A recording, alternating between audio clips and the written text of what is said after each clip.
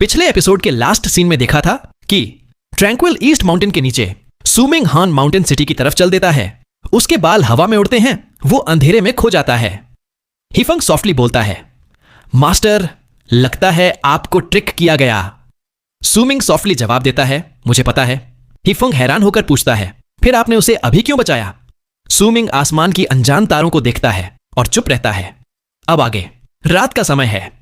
हान mountain city में हल्की हल्की रोशनी हवा में आ रही है। अगर कोई इन रोशनियों के पीछे चले तो देखेगा कि ये रोशनी उन सरायों इंस तक जाती है जहां रात में भी लोग बैठे हैं। सूमिंग हान माउंटेन सिटी की गलियों में चुपचाप चलता है।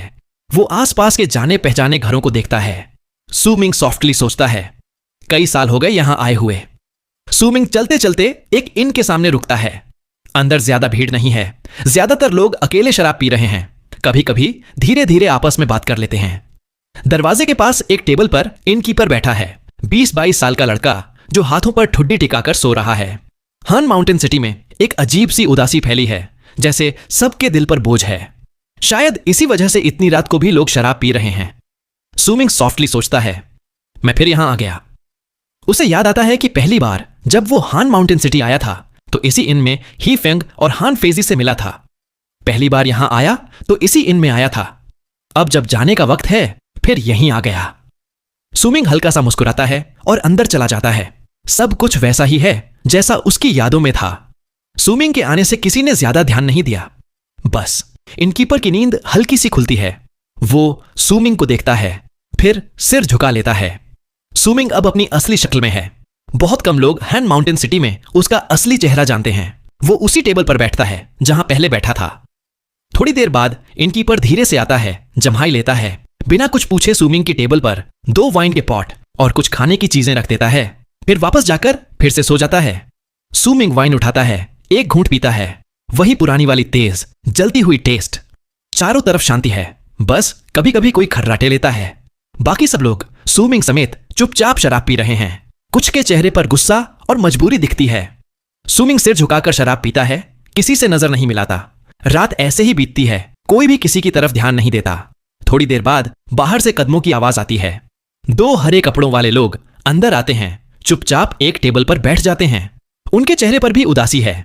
पास ही बैठे एक नीले कपड़ों वाला आदमी सॉफ्टली हंसता है। फिर कोई फ्रस्ट्रेशन में शराब पीने आ गया। हान माउंटेन सिटी पिछले कुछ दिनों में बहुत बदल गया है। एक और आदमी सॉफ्टली बोलता है, सब फ्रीजिंग स्काई क्लैन की वजह से परेशान हैं। कौन जानता था? दूसरा सॉफ्टली जोड़ता है, हम परेशान हैं पर कर भी क्या सकते हैं।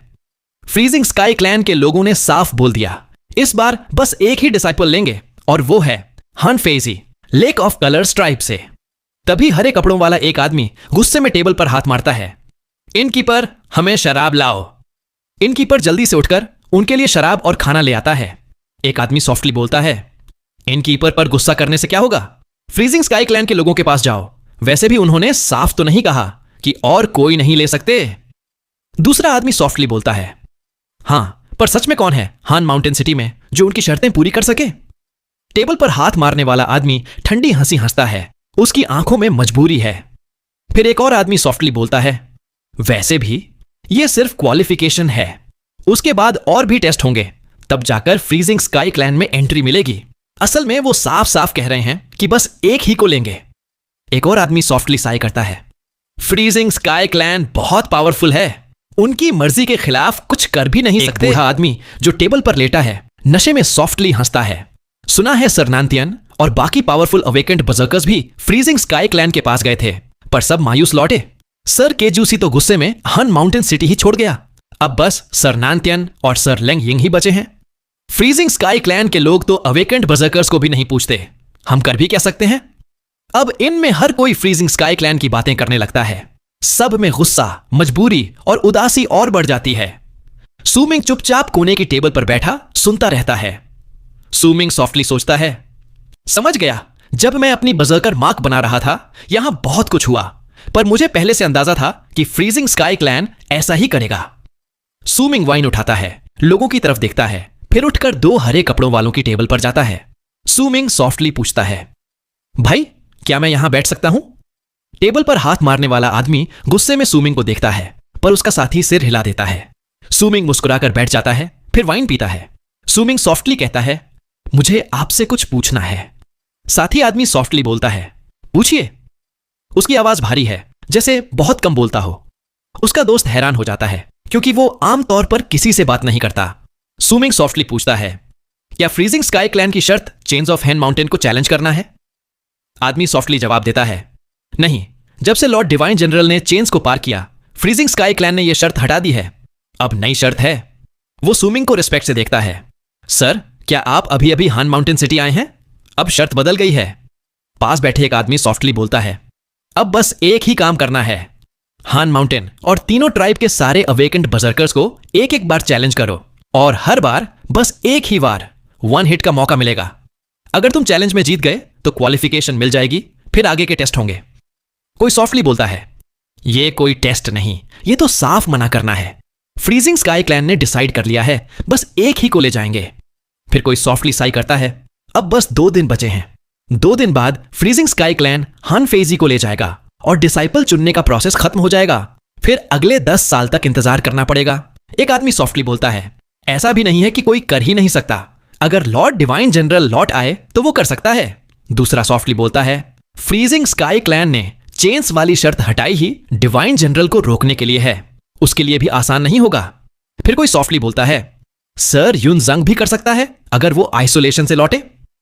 एक और सॉफ्टली जोड़ता है, मोह सू भी है, अगर वो मिस्टीरियस अवेकेंड बर्जर्कर दिखा तो शायद कर सके। इन तीनों के अलावा हान माउंटेन में कोई और नहीं कर सकता। सुमिंग चुपचाप बैठा रहता है, वाइन पीता है। सुबह होते होते ज्यादातर लोग इन छोड़ देते हैं। सुमिंग के बगल में बैठा शांत आदमी सुमिंग को देखता है, फिर धीरे से उठकर हाथ जोड़कर सलाम करता है और अपने हैरान दोस्त के साथ इनसे चला जाता है। अब इनमें बस सुमिंग और 3 ड्रंक लोग बचे हैं जो टेबल पर सो रहे हैं। सुमिंग सॉफ्टली सोचता है, वो आदमी अवेकेंड है। बाहर जाते ही वो शांत आदमी अचानक रुकता है, उसके चेहरे पर शॉक है। उसका दोस्त सॉफ्टली पूछता है, ब्रदर युन, क्या हुआ? उस आदमी में कुछ गड़बड़ थी? युन सॉफ्टली डांटता है, चुप रहो। वो आदमी। युन गहरी सांस लेता है, इनकी तरफ देखता है, उसकी आंखों में रिस्पेक्ट है। युन सॉफ्टली सोचता है, वो कोई ऐसा नहीं है जिससे हम कैजुअली बात कर सकें। उसने मुझसे बस एक बार बात की, लेकिन मेरा दिल धड़क गया, मेरी ची भी अनस्टेबल हो गई। उसका दोस्त हैरान होकर सॉफ्टली पूछता है, क्या? तो उसका लेवल क्या है? युन थोड़ी देर चुप रहता है, फिर सॉफ्टली कहता है, तीनों ट्राइब के एल्डर्स भी मुझे इतना नर्वस नहीं कर सकते। सोचो उसका लेवल क्या होगा। सुमिंग आसमान में खड़ा है, उसका चेहरा एकदम शांत है। वो नानतियन की तरफ देखता है और सॉफ्टली कहता है, चूंकि ये रूल फ्रीजिंग स्काई क्लैन ने बनाया है तो मैं भी इसी रूल पर चलूंगा। नानतियन का दिल जोर जोर से धड़कता है। उसे लगता है जैसे सुमिंग कोई पहाड़ हो जो बादलों तक जाता है और उसकी प्रेजेंस से सब दब जाते हैं। नानतियन को लगता है जैसे सुमिंग उसे पूरी तरह देख चुका है और उसके अंदर की सारी बातें जानता है। नानतियन डरते हुए पूछता है, सर, आप कौन हैं? सुमिंग आराम से जवाब देता है, सुमिंग। नानतियन थोड़ा चौंक जाता है। उसने ये नाम पहले कभी नहीं सुना था, लेकिन सुमिंग की ताकत देखकर वह हैरान रह जाता है। सुमिंग कहता है, अब मैं हमला करूंगा। सुमिंग अपना दायां पैर आगे बढ़ाता है। जैसे ही उसका पैर जमीन पर पड़ता है, पूरी हान माउंटेन हिल जाती है। जमीन पर सुमिंग के पैर के नीचे एक क्रैक बन जाती है और वहां से एक इनविजिबल एनर्जी ननतियन की तरफ दौड़ती है। नानतियन उड़ने की कोशिश करता है, लेकिन अचानक उसके चारों तरफ की जमीन टूट जाती है और वह बीच में फंस जाता है। चारों ओर के पत्थर हवा में घूमने लगते हैं जैसे स्टोन सोर्ड्स हों। नानतियन डर जाता है क्योंकि अगर वह हिला भी तो पत्थर उसे चुभ सकते थे। नानतियन मन में सोचता है, यह तो ट्रांसेंडेड बर्सर्कर है जिसके पास माउंटेन मार्क है। यह सिर्फ एक नॉर्मल माउंटेन मार्क है, फिर भी इतनी पावर, इस आदमी की ताकत। नानतियन समझ जाता है कि सुमिंग ने पूरी ताकत नहीं लगाई, वरना वह बच नहीं पाता। सुमिंग शांत होकर पूछता है, क्या तुम हार मानते हो? नानतियन बिना देर किए धीरे से जवाब देता है, मैं हार मानता हूं। सुमिंग सिर हिलाता है और फिर पास खड़े लेंग यिंग की तरफ देखता है। जैसे ही सुमिंग की नजर लेंग यिंग पर पड़ती है, लेंग यिंग डर जाता है। उसका चेहरा रिस्पेक्ट से भर जाता है और वह हाथ जोड़कर झुक जाता है। लेंग यिंग झुककर कहता है, मैं भी हार मानता हूं। सुमिंग उनसे और कुछ नहीं कहता।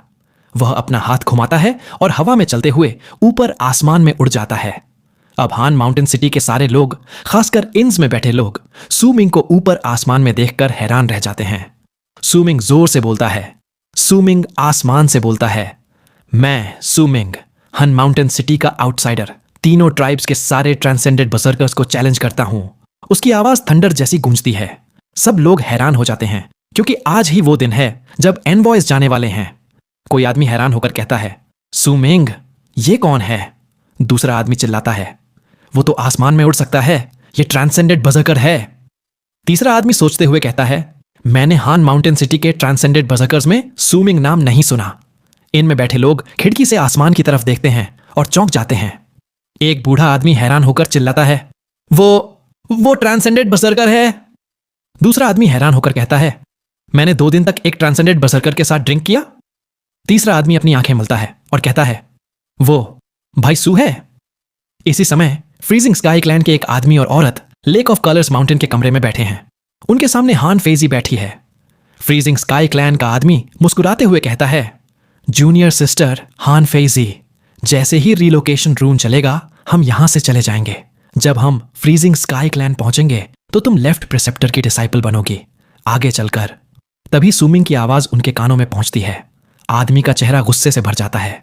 फ्रीजिंग स्काई क्लैन का आदमी गुस्से में कहता है, फिर कोई और आ गया जिसे अपनी औकात नहीं पता। उसे लगता है कि सिर्फ ट्रांसेंडेंट बनने से फ्रीजिंग स्काई क्लैन में जा सकता है।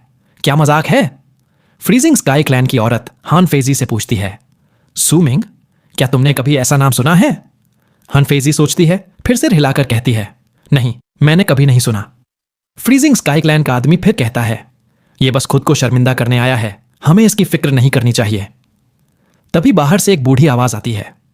उस आवाज को सुनकर फ्रीजिंग स्काई क्लैन के आदमी का चेहरा बदल जाता है। औरत भी चौंक जाती है। हान फेजी भी हैरान होकर तुरंत बाहर निकलती है। बाहर से आवाज आती है, ट्रैंक्विल ईस्ट ट्राइब के सारे ट्रांसेंडेंट बर्सर्कर्स नहीं लड़ेंगे, हम हार मानते हैं। यह सुनते ही हान माउंटेन सिटी में शांति छा जाती है। फिर अचानक जोरदार शोर मच जाता है। कोई आदमी चिल्लाता है, ट्रैंक्विल ईस्ट ट्राइब ने मान लिया कि वे कमजोर हैं। दूसरा आदमी हैरान होकर कहता है, यह सुमिंग आखिर है कौन? मैंने इसका नाम कभी नहीं सुना। इसने ट्रैंक्विल ईस्ट ट्राइब को कैसे डरा दिया? उनका एल्डर तो बहुत ताकतवर बर्सर्कर है। तीसरा आदमी एक्साइटेड होकर कहता है, क्या आज सच में कोई फ्रीजिंग स्काई क्लैन में जाएगा? अब सबकी नजरें आसमान में उड़ते सुमिंग पर टिक जाती हैं। अब सुमिंग ने कोई मास्क नहीं पहना है, वह मोसू नहीं है और न ही डिवाइन जनरल है। वह बस खुद सुमिंग है। सुमिंग को ट्रैंक्विल ईस्ट ट्राइब के हार मानने पर कोई हैरानी नहीं होती। हान माउंटेन सिटी में रहते हुए वह उन्हीं के सबसे ज्यादा करीब रहा था। वे उसे सबसे ज्यादा समझते थे। लेकिन पुकियांग ट्राइब अलग थी। ट्रैंक्विल ईस्ट ट्राइब के हार मानते ही पुकियांग माउंटेन से कोई जोर से हंसता है और आसमान में सुमिंग की तरफ उड़ता है। सुमिंग शांत रहता है। जैसे ही वो आदमी पास आता है, सुमिंग अपना दायां हाथ आगे करता है। अचानक आसमान और जमीन हिलने लगते हैं। सुमिंग के सामने एक इल्यूजनरी माउंटेन बन जाती है जो सीधी उस आदमी की तरफ जाती है। जोरदार धमाके के साथ वो आदमी जोर से चीखता है, खून थूकता है और पीछे गिर जाता है। सुमिंग आसमान की तरफ इशारा करता है और कहता है, पुकियांग ट्राइब, सब एक साथ आ जाओ, मुझे सबको अलग अलग चैलेंज करने में टाइम वेस्ट नहीं करना। जैसे ही सुमिंग इशारा करता है, आसमान में एक बहुत बड़ी माउंटेन बनती है जिसमें 2 समिट चोटियां हैं। वह माउंटेन पुकियांग माउंटेन से भी बड़ी है। सुमिंग हाथ नीचे करता है और वो डबल पीक्ड माउंटेन नीचे गिरती है। आसमान में जोरदार धमाके होते हैं। पुकियांग माउंटेन हिलने लगता है। उसकी चोटियों पर दरारें आ जाती हैं। वहां के कई लोग खून थूकने लगते हैं क्योंकि वे दबाव सहन नहीं कर पाते। सब लोग हैरान रह जाते हैं। आसमान की माउंटेन बहुत बड़ी है और उसका दबाव बहुत भारी है। तभी पुकियांग माउंटेन से एक आदमी जो बहुत मोटा है, आसमान में उड़कर डबल पीक्ड माउंटेन की तरफ जाता है। जैसे ही वो मोटा आदमी माउंटेन को छूता है, वह कांप जाता है और खून थूकता है। वह अचानक पतला हो जाता है, जैसे पतला होकर ज्यादा ताकत पालेगा। वह दांत भींचकर दोनों हाथों से माउंटेन को रोकने की कोशिश करता है। उसके पीछे से एक इल्यूजनरी फिगर बनती है जो बिल्कुल उसी की तरह दिखती है, पहले जैसी मोटी और भारी। लेकिन फिर भी वह आदमी कुछ ही सेकंड में फिर से खून थूकता है और पीछे गिर जाता है। अब डबल पीक्ड माउंटेन और नीचे गिरती है। तभी पुकियांग माउंटेन से एक बूढ़ा आदमी जो ट्राइब का एल्डर है खड़ा होता है। वह शांत दिखता है, जैसे उसे कुछ फर्क नहीं पड़ता। वह अपना दायां हाथ हवा में माउंटेन की तरफ करता है और कहता है, पुकियांग ट्राइब का एल्डर गुस्से में कहता है, यह बस एक मामूली माउंटेन है, पुकियांग ट्राइब को डराने की हिम्मत कैसे हुई? जैसे ही वह यह बोलता है, उसके हाथ में जोरदार चोट लगती है और वह खून से भर जाता है। उसी समय डबल पीक्ड माउंटेन में एक और छोटी जुड़ जाती है। अब वो ट्रिपल पीक्ड माउंटेन बन जाती है। ट्रिपल पीक्ड माउंटेन नीचे गिरती है। एल्डर का चेहरा डर से भर जाता है। वह जल्दी से जमीन पर हाथ मारता है। जैसे ही वह ऐसा करता है, पुकियांग माउंटेन से काली धुआं निकलती है जो आसमान की माउंटेन की तरफ जाती है। ट्रिपल पीक्ड माउंटेन और काले धुएं की जोरदार टक्कर होती है। इतनी तेज आवाज आती है कि सब लोग डर जाते हैं। सूमिंग हवा में खड़ा होकर शांत होकर पूछता है, क्या तुम हार मानते हो? फिर पुकियांग माउंटेन से एक धीमी आवाज आती है। पुकियांग ट्राइब हार मानता है। अब जायंट माउंटेन धीरे धीरे गायब हो जाती है और काला धुआं भी हट जाता है। पुकियांग ट्राइब का एल्डर खून थूकता है और सूमिंग को डर और रिस्पेक्ट से देखता है। एल्डर मन में सोचता है, ये कौन है? इसकी ताकत इतनी ज्यादा कैसे है? क्या यह सच में नॉर्मल माउंटेन मार्क है? मैंने इसे पहले कहीं देखा है। एल्डर सूमिंग को रिस्पेक्ट और कंफ्यूजन से देखता है। अब हान माउंटेन सिटी में फिर से जोरदार शोर मच जाता है। लोग एक्साइटेड होकर बातें करने लगते हैं। इनमें बैठे लोग सबसे ज्यादा जोर से बोलते हैं।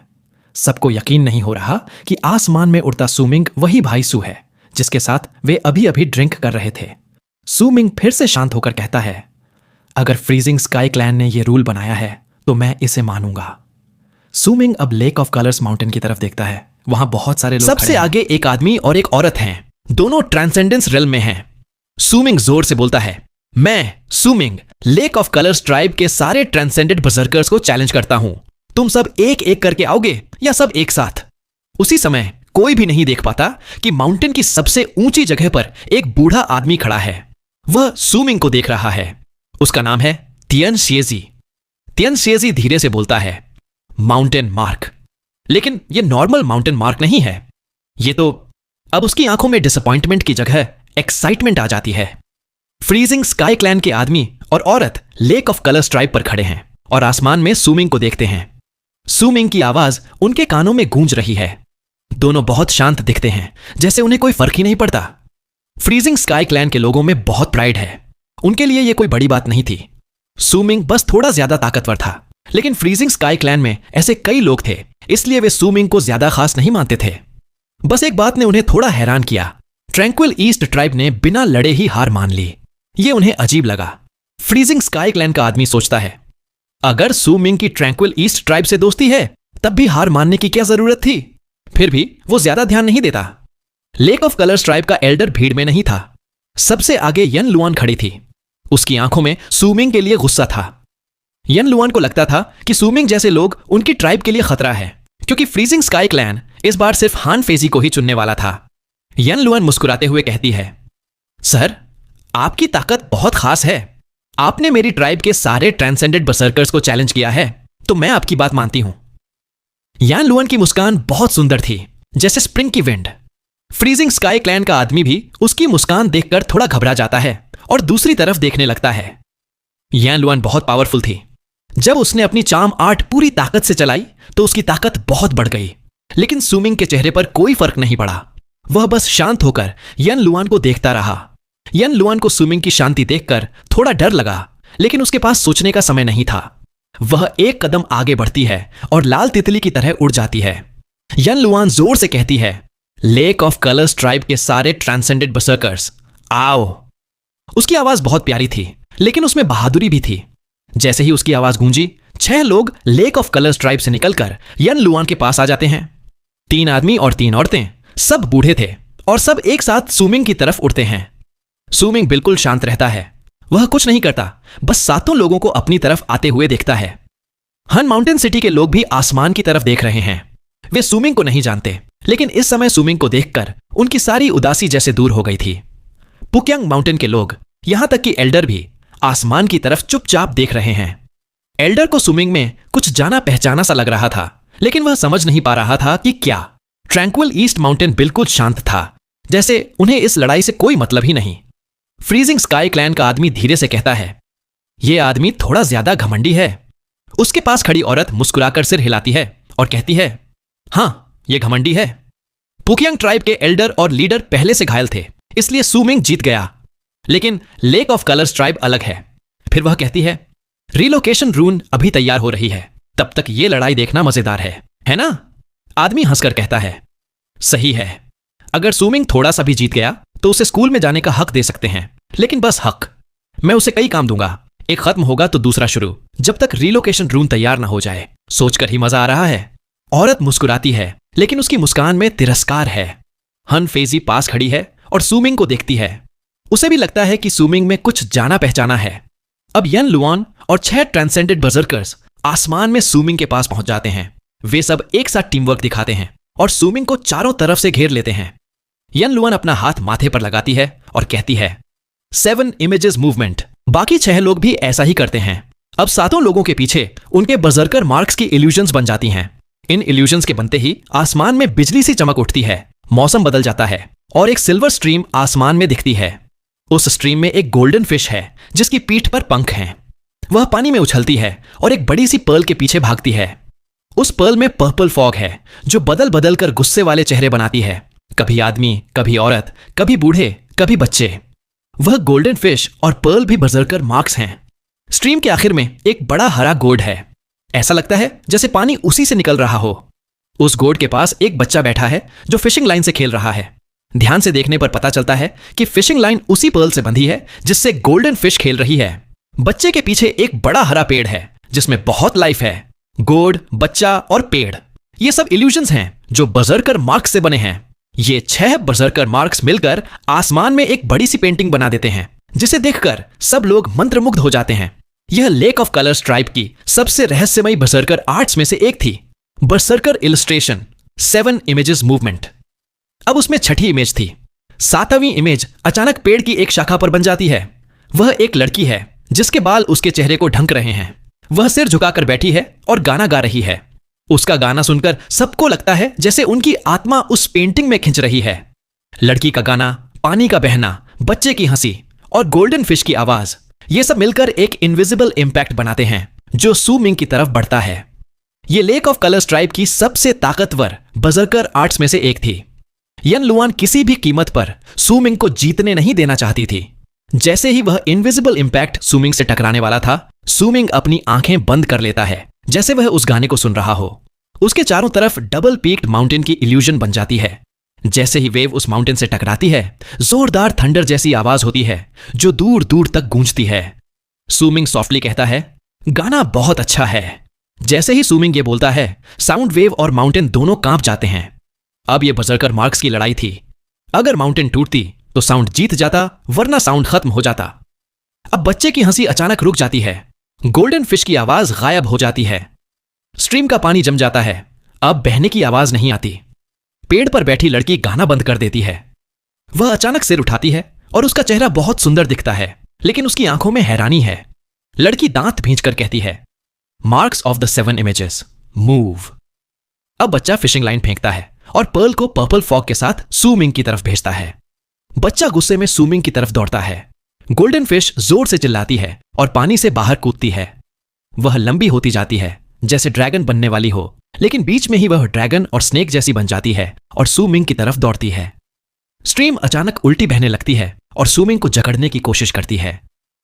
आखिर में लड़की उठती है। पेड़ सूख जाता है और लड़की का शरीर मुड़कर फीनिक्स बन जाता है जो जोर से चिल्लाते हुए सू मिंग की तरफ उड़ती है। सू मिंग सॉफ्टली बोलता है, द 7 इमेजेस मूवमेंट बहुत पावरफुल है। अगर कोई अकेले ये आर्ट कर सके तो उसकी ताकत। सू मिंग अब तक कुछ नहीं कर रहा था क्योंकि वह बर्जर्कर मार्क्स की आर्ट्स देखना चाहता था। उसने अभी अभी ट्रांसेंडेंस रेल्म में कदम रखा था, इसलिए उसे सीखना था कि बर्जर्कर मार्क्स को कैसे इस्तेमाल करें। आसमान की इमेजेस बहुत डैज़लिंग थीं। सू मिंग पहली बार बर्जर्कर मार्क्स की इतनी शानदार लड़ाई देख रहा था। जब सारी ताकतें उस पर आती हैं, उसकी आंखों में चमक आ जाती है। सू मिंग मुस्कुराकर कहता है, ये आर्ट बहुत खास है। अब मेरी बारी है, मैं भी एक माउंटेन भेजता हूं। अब उसके चारों तरफ की डबल पीक्ड माउंटेन बदल जाती है। उस माउंटेन पर तीसरी, चौथी और 5वीं छोटी बन जाती है। अब 5 समिट एक साथ बन जाते हैं जैसे इंसान के हाथ की 5 उंगलियां। सू मिंग जोर से कहता है, इस माउंटेन का नाम है डार्क। यह वही डार्क माउंटेन थी जो सू मिंग के बर्जर्कर मार्क में थी। यह पहली बार पूरी ताकत के साथ किसी लड़ाई में आई थी। सू मिंग से पहले दुनिया में किसी और के बर्जर्कर मार्क में डार्क माउंटेन नहीं थी। जैसे ही सू मिंग ये बोलता है, 5 उंगलियों वाली डार्क माउंटेन से एक आवाज निकलती है, डार्क। आसमान में खड़े तियन सेजी कांप जाता है और हैरान होकर सोचता है। तियन सेजी मन में सोचता है, the sound of soul creation. सारे बर्सर्कर आर्ट्स की असली ताकत क्रिएशन है। बर्सर्कर मार्क भी एक क्रिएशन है, और जब ये बार बार मिलते हैं तो और भी पावरफुल बन जाते हैं। लेकिन इसके लिए एन्चांटेड वेसल्स चाहिए। सु मिंग ने बिना किसी वेसल के सिर्फ बर्सर्कर मार्क से क्रिएशन कर दी। ये वही ताकत है जो लेजेंड्स में गॉड ऑफ बर्सर्कर्स के पास थी। वो आवाज सबको सुनाई नहीं दी। सु मिंग थोड़ी देर के लिए चौंक गया जब उसने वो आवाज सुनी। वहां बस एक और इंसान था जिसने वो आवाज सुनी, तियन शिएजी। बाकी सब लोग उतने ताकतवर नहीं थे, इसलिए वो सुन ही नहीं सकते थे। लेकिन भले ही सब वो आवाज न सुन सकें, आसमान में जो 5 उंगलियों वाली डार्क माउंटेन थी, उससे इतनी जबरदस्त ताकत निकली कि सबको सांस लेना मुश्किल हो गया। यह दबाव पुकियांग माउंटेन पर पड़े दबाव से भी कई गुना ज्यादा था। अब लेक ऑफ कलर्स ट्राइब की 7 इमेजेस मूवमेंट आर्ट से बनी बर्सर्कर मार्क्स आसमान में बनी 5 उंगलियों वाली डार्क माउंटेन से टकरा गईं। जोरदार धमाके की आवाज चारों तरफ गूंजी। बच्चा कांप गया, उसके हाथ की फिशिंग लाइन टूट गई और वो ऐसे उड़ गया जैसे कोई तूफान उसे उड़ा ले गया हो। वह गायब हो गया। गोल्डन फिश, जो अब ड्रैगन और सांप जैसी बन गई थी, जोर से चीखी और जैसे ही वो डार्क माउंटेन से टकराई, उसका शरीर टूट टूट कर बिखर गया। स्ट्रीम का पानी जो जकड़ने आ रहा था अब उबलता सा दिखा और सफेद मिस्ट बनकर चारों तरफ फैल गया। हरा गोड भी टूटकर टुकड़ों में बदल गया। आखिर में जो लड़की फीनिक्स बनी थी, वह भी डार्क माउंटेन की ताकत सह नहीं पाई। वह मुड़कर काले धुएं में बदल गई और गायब हो गई। डार्क माउंटेन के आते ही लेक ऑफ कलर्स ट्राइब की बर्सर्कर इलस्ट्रेशन पूरी तरह टूट गई। आसमान में सब कुछ नॉर्मल हो गया।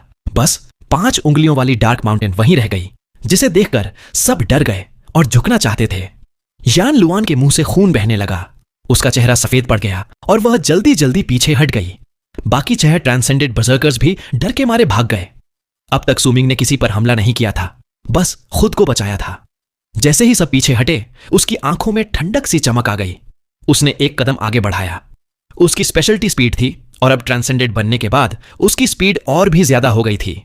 वह आसमान में एक आर्क बनाते हुए उड़ता है और 6 में से एक के पास पहुंच जाता है। वो आदमी बूढ़ा था, उसके चेहरे पर डर था। सु मिंग अभी दूर ही था, लेकिन बूढ़े आदमी को बहुत खतरा महसूस हुआ। सु मिंग की उंगली उसके माथे के बीच में लगती है। जोरदार आवाज के साथ बूढ़ा आदमी खून थूकता है और दूर गिर जाता है। सु मिंग ने उसे मारा नहीं, वरना वो मर जाता। उसने अपनी उंगली वापस ली और फिर एक और कदम आगे बढ़ाया।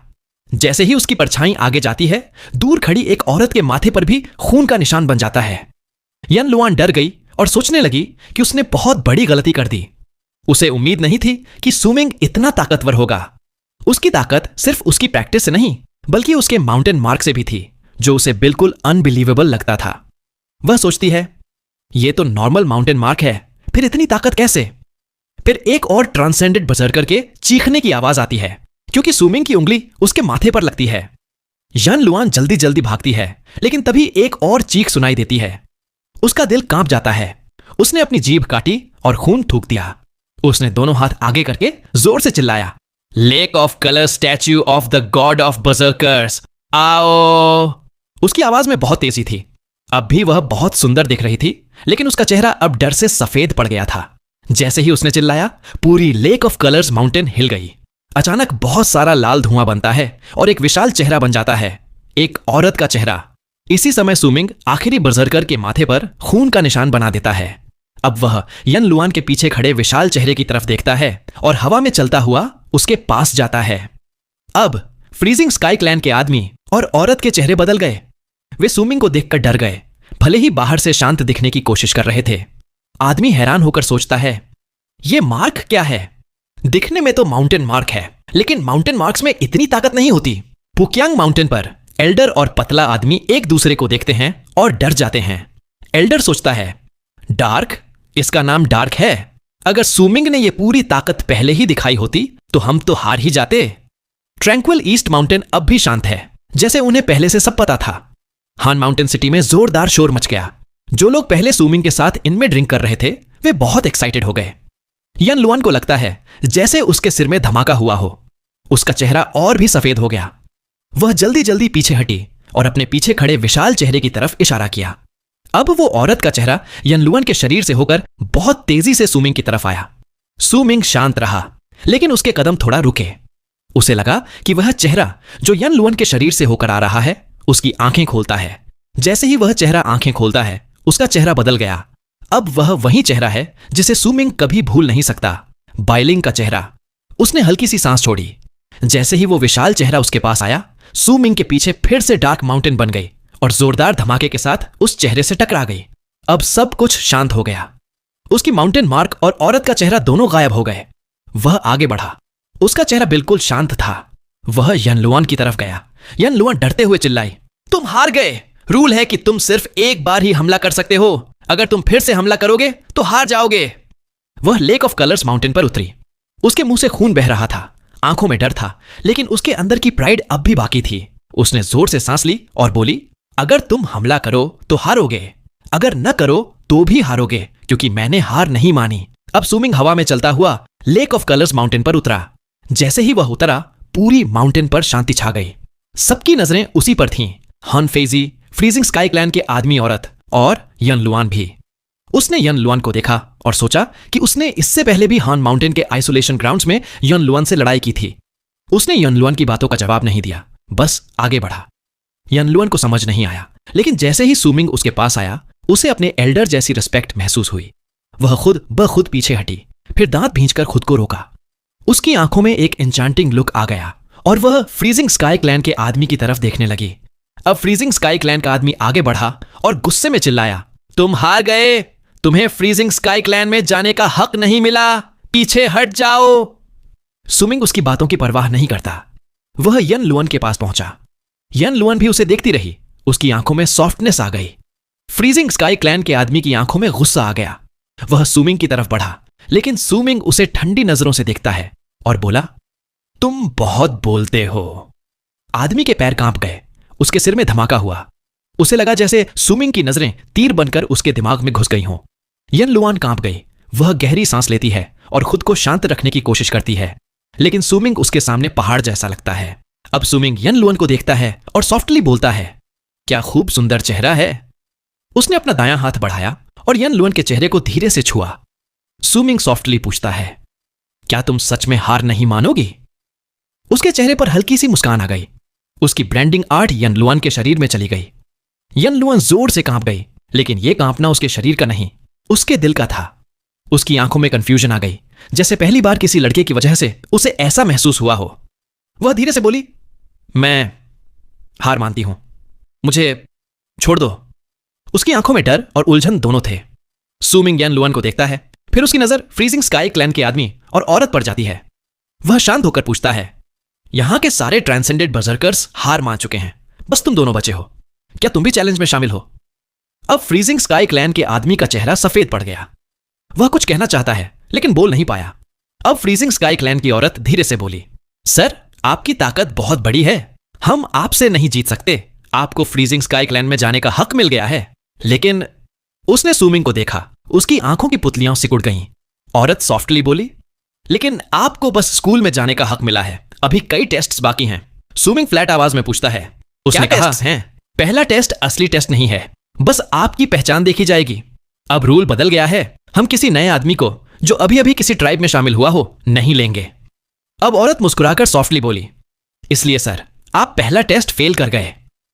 उसकी आंखों में अब भी तिरस्कार था। उसे डर नहीं था, क्योंकि उसके पीछे फ्रीजिंग स्काई क्लैन था।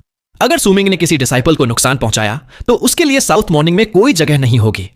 वह मुस्कुराकर बोली, सर, आपकी ताकत बहुत खास है, लेकिन आपको पहले ही आना चाहिए था, वरना अब आप टेस्ट में फेल हो सकते हैं। सू मिंग नाराज होकर औरत को देखता है और बोला, मुझे याद नहीं कि पहले ऐसा कोई रूल था। औरत मुस्कुराकर बोली, नहीं था, लेकिन इस बार रूल मैं बनाती हूं। अगर मैं चाहूं तो रूल बदल सकता है। अब उसकी मुस्कान में घमंड भी आ गया। सू मिंग थोड़ी देर चुप रहा, फिर ठंडी नजरों से औरत को देखा और पूछा, तो क्या मोसू टेस्ट पास कर सकता है? उसने अपने कपड़ों से काला मास्क निकाला और अपने चेहरे पर पहन लिया।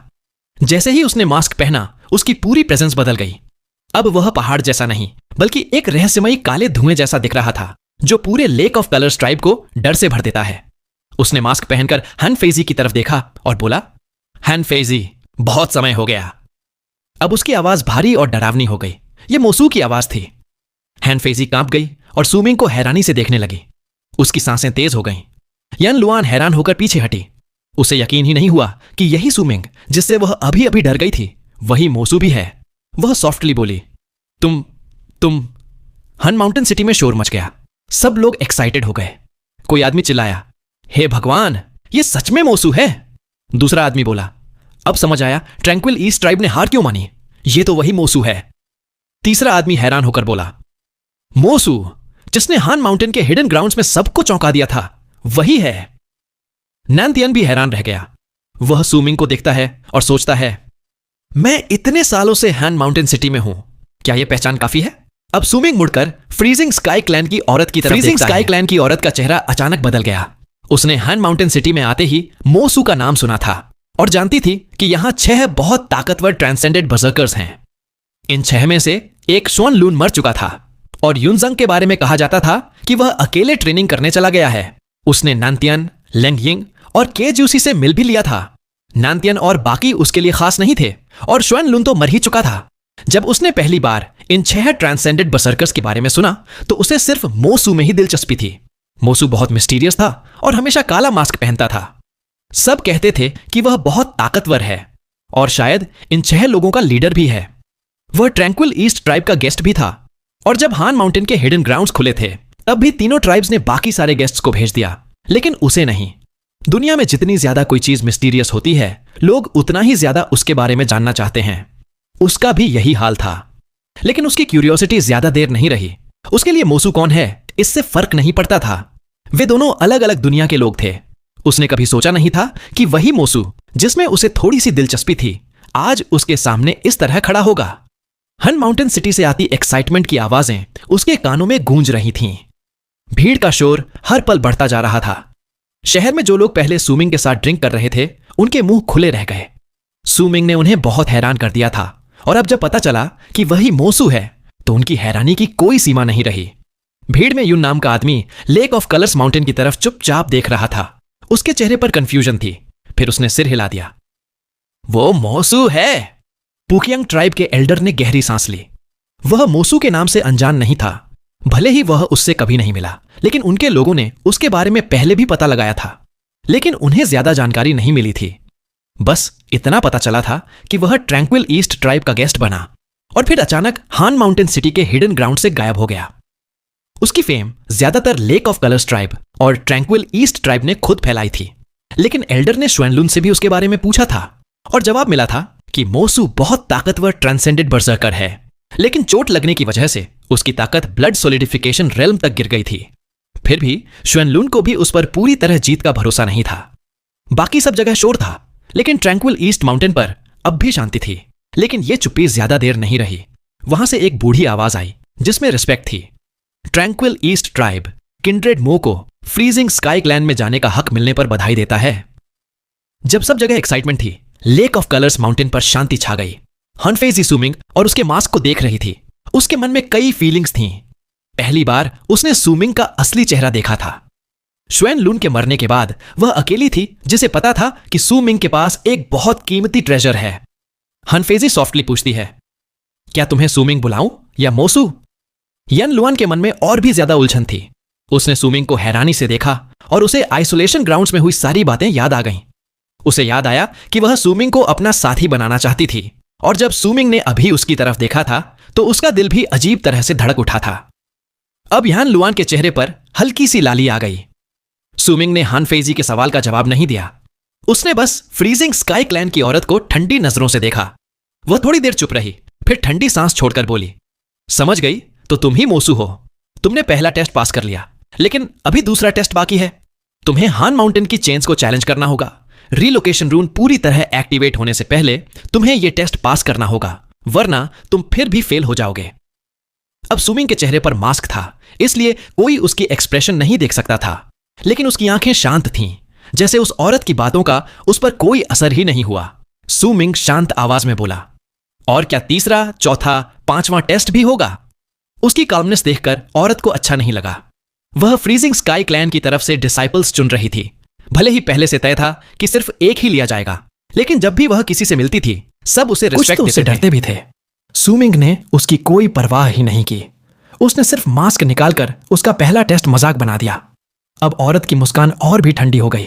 उसने छुपाना छोड़ दिया और बोली, फ्रीजिंग स्काई क्लैन, कोई भी ऐसे ही नहीं जा सकता। अगर तुमने चेन्स ऑफ हान माउंटेन क्लियर कर भी लिया तो भी तीसरा टेस्ट बाकी है।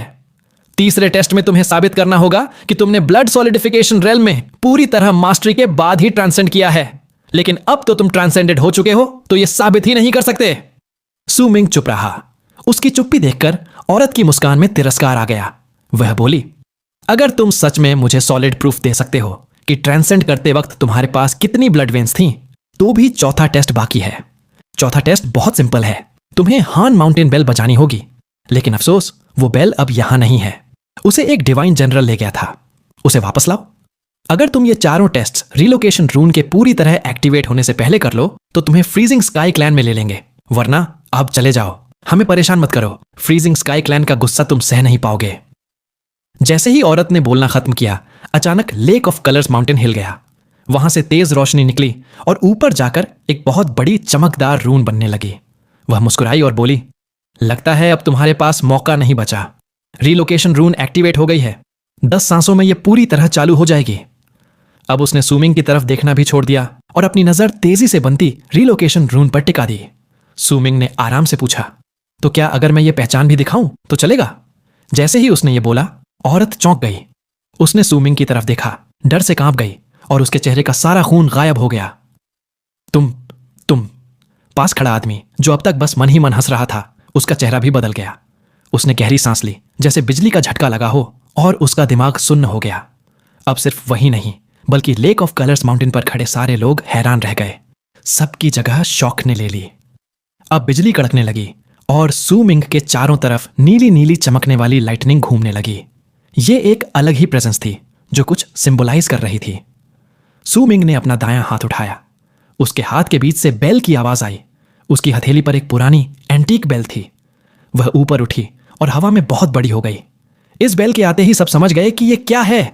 किसी ने जोर से चिल्लाया, लॉर्ड डिवाइन जनरल। हान माउंटेन सिटी में ऐसा शोर मचा जैसा पहले कभी भीड़ में एक आदमी चिल्लाता है, उसकी ओरिजिन ट्रांसेंडेड वेसल तो लाइटनिंग है। यही तो लॉर्ड डिवाइन जनरल ने उस दिन रिफाइन की थी। दूसरा आदमी हैरान होकर कहता है, वो हान माउंटेन बेल है। लॉर्ड डिवाइन जनरल ने वो बेल उसी दिन ले ली थी।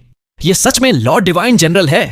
तीसरा आदमी जोर से बोलता है, ये अनबिलीवेबल है। लॉर्ड डिवाइन जनरल और मोसू एक ही इंसान हैं। अब हान माउंटेन सिटी के सभी लोग खुशी और हैरानी में पागल जैसे हो गए थे। आज जो कुछ भी हुआ उसने सबको हैरान कर दिया, लेकिन अब जो शौक उन्हें महसूस हो रहा था वो सबसे बड़ा था। लॉर्ड डिवाइन जनरल, जो सबकी नजरों में हीरो था, अब सबके सामने खड़ा था। वही डिवाइन जनरल, वही मोसू, वही सू मिंग। नंत्यन तेज सांस लेते हुए मन में सोचता है, जैसा सोचा था वही लॉर्ड डिवाइन जनरल है। मोसू, असल में उसकी ताकत कभी ट्रांसेंडेंस से ब्लड सॉलिडिफिकेशन रेल्म तक नहीं गिरी थी। जब मैंने उसे पहली बार देखा था तब वह ट्रांसेंडेड भी नहीं था, फिर भी उसने मुझे डरा दिया था। वह सच में डिवाइन जनरल है। लेंग यिंग गहरी सांस लेकर मन में सोचता है, मैंने कभी नहीं सोचा था कि मोसू इतना ताकतवर है। मुझे तो लगता था कि मोसू शायद कभी था ही नहीं, या बहुत पहले मर गया होगा। अब हान माउंटेन सिटी में ऐसा शोर मच गया जैसे पहले कभी नहीं हुआ था। सबकी आवाजें मिलकर एक ही नाम पुकार रही थीं। भीड़ जोर जोर से चिल्लाती है, लॉर्ड डिवाइन जनरल। इनमें ड्रिंक कर रहे लोग सबसे ज्यादा एक्साइटेड होकर चिल्लाते हैं, लॉर्ड डिवाइन जनरल, भाई सू, आप हीरो हो। भीड़ में यून रिस्पेक्ट से कहता है, लॉर्ड डिवाइन जनरल को नमस्कार। ट्रैंक्विल ईस्ट माउंटेन से एल्डर और फैंक्शन एक साथ जोर से कहते हैं, ट्रैंक्विल ईस्ट ट्राइब की तरफ से लॉर्ड डिवाइन जनरल को नमस्कार। पुसियांग ट्राइब के एल्डर और सारे लीडर्स एक साथ झुककर कहते हैं, पुसियांग ट्राइब की तरफ से लॉर्ड डिवाइन जनरल को नमस्कार। हमें आपकी पहचान नहीं पता थी, अगर कोई गलती हुई हो तो माफ करें। अब हान माउंटेन सिटी में सब लोग मिलकर रिस्पेक्ट के साथ चिल्लाते हैं, लॉर्ड डिवाइन जनरल को नमस्कार। लॉर्ड डिवाइन जनरल, फिर से हान माउंटेन में आपका स्वागत है। लेक ऑफ कलर्स ट्राइब में खड़ी यन लुअन शर्माते हुए झुककर कहती है, लॉर्ड डिवाइन जनरल को नमस्कार।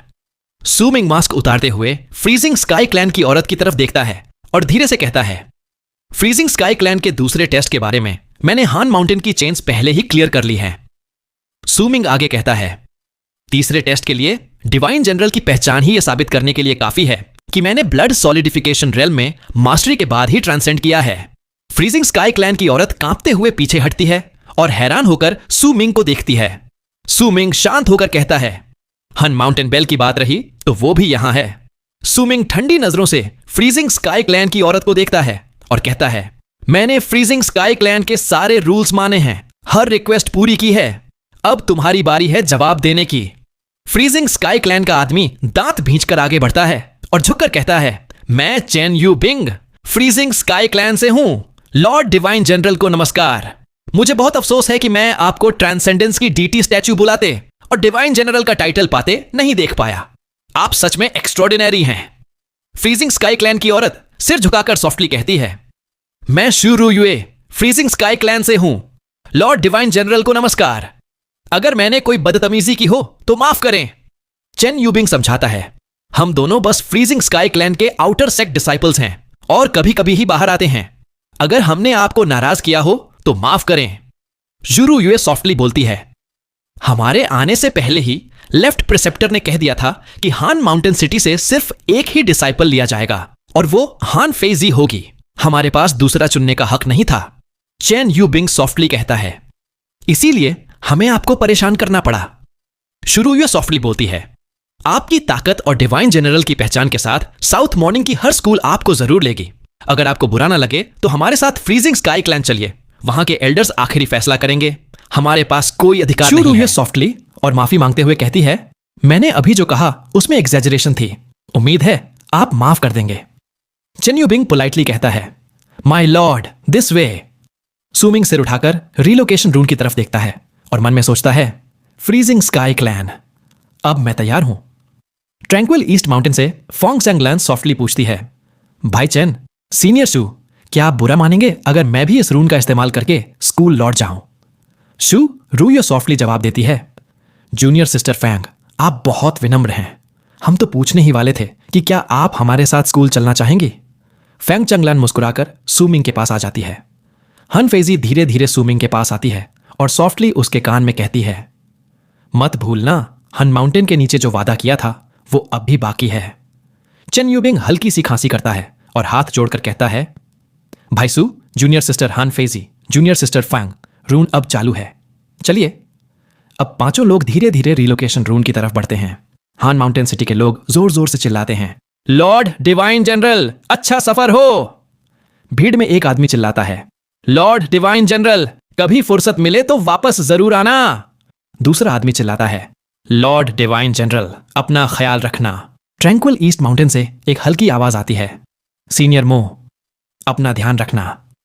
सुमिंग रुककर मुड़कर हान माउंटेन और ट्रैंक्विल ईस्ट माउंटेन की तरफ देखता है, फिर हाथ जोड़कर झुककर कहता है, मैं वापस आऊंगा। सुमिंग सीधा होकर रून की तरफ देखता है। उसके चेहरे पर डिटर्मिनेशन आ जाती है और वह अंदर चला जाता है। जैसे ही वह अंदर जाता है, एक बूढ़ी आवाज उसके कान में सॉफ्टली पूछती है, लड़के, क्या तुम मेरा डिसाइपल बनना चाहोगे? ऐसा लगा जैसे समय एकदम रुक गया हो। रिलोकेशन रूम से आती आवाजें भी अचानक गायब हो गईं, जैसे सब कुछ थम गया हो। सुमिंग तेजी से पीछे मुड़कर देखता है और जो देखता है उससे उसकी आंखें चौड़ी हो जाती हैं। वह गहरी सांस लेता है। सुमिंग देखता है कि उसके आसपास सब कुछ एकदम स्थिर हो गया है। रून की लाइट भी नहीं हिल रही, जमीन भी नहीं हिल रही। हान माउंटेन दिख रहा है लेकिन वहां कोई इंसान नहीं है। तीनों जगहें तो हैं लेकिन उनमें कोई नहीं है। फोंग चंगलान, हान फेजी और बाकी सब लोग भी गायब हैं, जैसे वह दुनिया में अकेला रह गया हो। जैसे ही वह बूढ़ी आवाज उसके कानों में आई थी, पूरी दुनिया बदल गई थी। अब उसे लग रहा था कि वह एक खाली दुनिया में है जहां कोई जीवन नहीं है। इतनी बड़ी चेंज देखकर सुमिंग डर जाता है। सुमिंग सोचता है, इतनी ताकत कौन ला सकता है? यह तो सोचना भी मुश्किल है। तभी वही बूढ़ी आवाज फिर से उसके कानों में आती है। वो आवाज कहती है, यह वो वॉइड स्पेस है जो मैंने बनाया है। अब सुमिंग देखता है कि ट्रैंक्विल ईस्ट माउंटेन पर सफेद कपड़े पहने एक बूढ़ा आदमी बैठा है। उसके हाथ में वाइन पॉट है और वह एक बड़ा घूंट लेता है। फिर सुमिंग की तरफ देखता है। बूढ़ा आदमी हाथ से इशारा करता है और कहता है, आओ बात करते हैं। सुमिंग का दिल तेज तेज धड़कता है। वह चारों तरफ देखता है लेकिन वहां कोई नहीं है, बस वही और बूढ़ा आदमी है। थोड़ा सोचकर सुमिंग अपने पैर उठाकर रून से बाहर निकलने की कोशिश करता है, लेकिन जैसे ही वह मुड़कर देखता है, रून की लाइट बिल्कुल स्थिर है, जैसे कोई मूर्ति हो। अब सुमिंग धीरे धीरे हवा में उड़कर ट्रैंक्विल ईस्ट माउंटेन की तरफ जाता है और बूढ़े आदमी से 100 फीट दूर रुक जाता है। बूढ़ा आदमी वाइन पॉट नीचे रखता है और सुमिंग को देखता है। उसके चेहरे पर हल्की सी तारीफ की झलक है। बूढ़ा आदमी कहता है, आओ मेरे पास बैठो। सूमिंग चुपचाप उसके पास आकर बैठ जाता है। बूढ़ा आदमी मुस्कुराकर पूछता है, क्या तुम जिज्ञासु हो? बूढ़ा आदमी सूमिंग को ध्यान से देखता है, फिर अपना दायां हाथ उठाकर सूमिंग के सामने इशारा करता है। अचानक वहां एक वाइन पॉट बन जाता है। सूमिंग हैरान होकर पूछता है, वॉइड स्पेस क्या है? बूढ़ा आदमी समझाता है, वॉइड स्पेस वो शक्ति है जो बोन सैक्रिफाइस रेल में पहुंचने के बाद मिलती है। जब बर्जरकर के शरीर की ज्यादातर हड्डियां बर्जरकर बोन्स बन जाती हैं, तो वे आकाश और धरती से बात कर सकते हैं और अपनी खुद की दुनिया बना सकते हैं। क्योंकि ये असली नहीं, बस एक इल्यूजन है, इसलिए इसे वॉइड कहते हैं। और क्योंकि ये हमारे शरीर के अंदर बनती है, बाहर नहीं फैलती, इसलिए इसे स्पेस कहते हैं। बूढ़ा आदमी फिर से वाइन पीता है और सूमिंग को देखता है।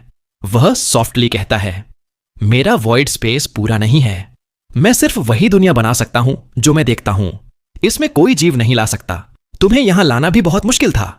सूमिंग चुप हो जाता है। यह पहली बार था जब उसने वॉइड स्पेस के बारे में सुना था। बूढ़ा आदमी मुस्कुराकर समझाता है, blood solidification, transcendence, bone sacrifice, berserker soul, ये हमारे बर्जरकर्स के 4 बड़े रेल्म हैं। पहले तुम्हें समझना होगा कि इन्हें इस तरह क्यों बांटा गया है, तभी तुम आगे बढ़ पाओगे। अब बताओ, ब्लड सॉलिडिफिकेशन रेल्म में ब्लड शब्द क्यों है? बूढ़ा आदमी सूमिंग को देखता है। सूमिंग थोड़ा सोचकर सॉफ्टली जवाब देता है, क्योंकि बर्जरकर्स को अपनी शक्ति खून से मिलती है। हमारे खून में बर्जरकर ट्राइब की ताकत होती है, लेकिन वो बहुत हल्की होती है, इसीलिए हमें उसे बार बार मिलाना पड़ता है, तभी असली ताकत निकलती है। बूढ़ा आदमी सिर हिलाकर कहता है, सही है, लेकिन तुम अभी भी इसकी गहराई नहीं समझे। अब बूढ़ा आदमी आसमान में हाथ घुमाता है। जैसे ही वह हाथ हिलाता है, आसमान में एक चमकती हुई ब्लड वेन बन जाती है। बूढ़ा आदमी कहता है, ध्यान से देखो, मैं तुम्हें यह सिर्फ एक बार दिखाऊंगा। जब देख लो तो मुझे अपना जवाब देना।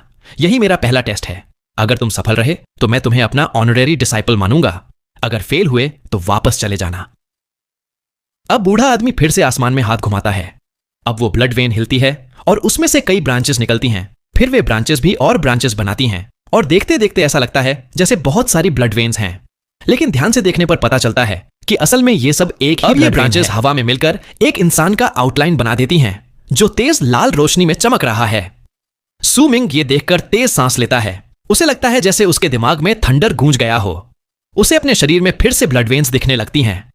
सूमिंग सॉफ्टली बुदबुदाता है, तो ब्लड वेन्स ट्रांसेंड करने के बाद भी गायब नहीं होती। अब आसमान में बना इंसान बदलने लगता है।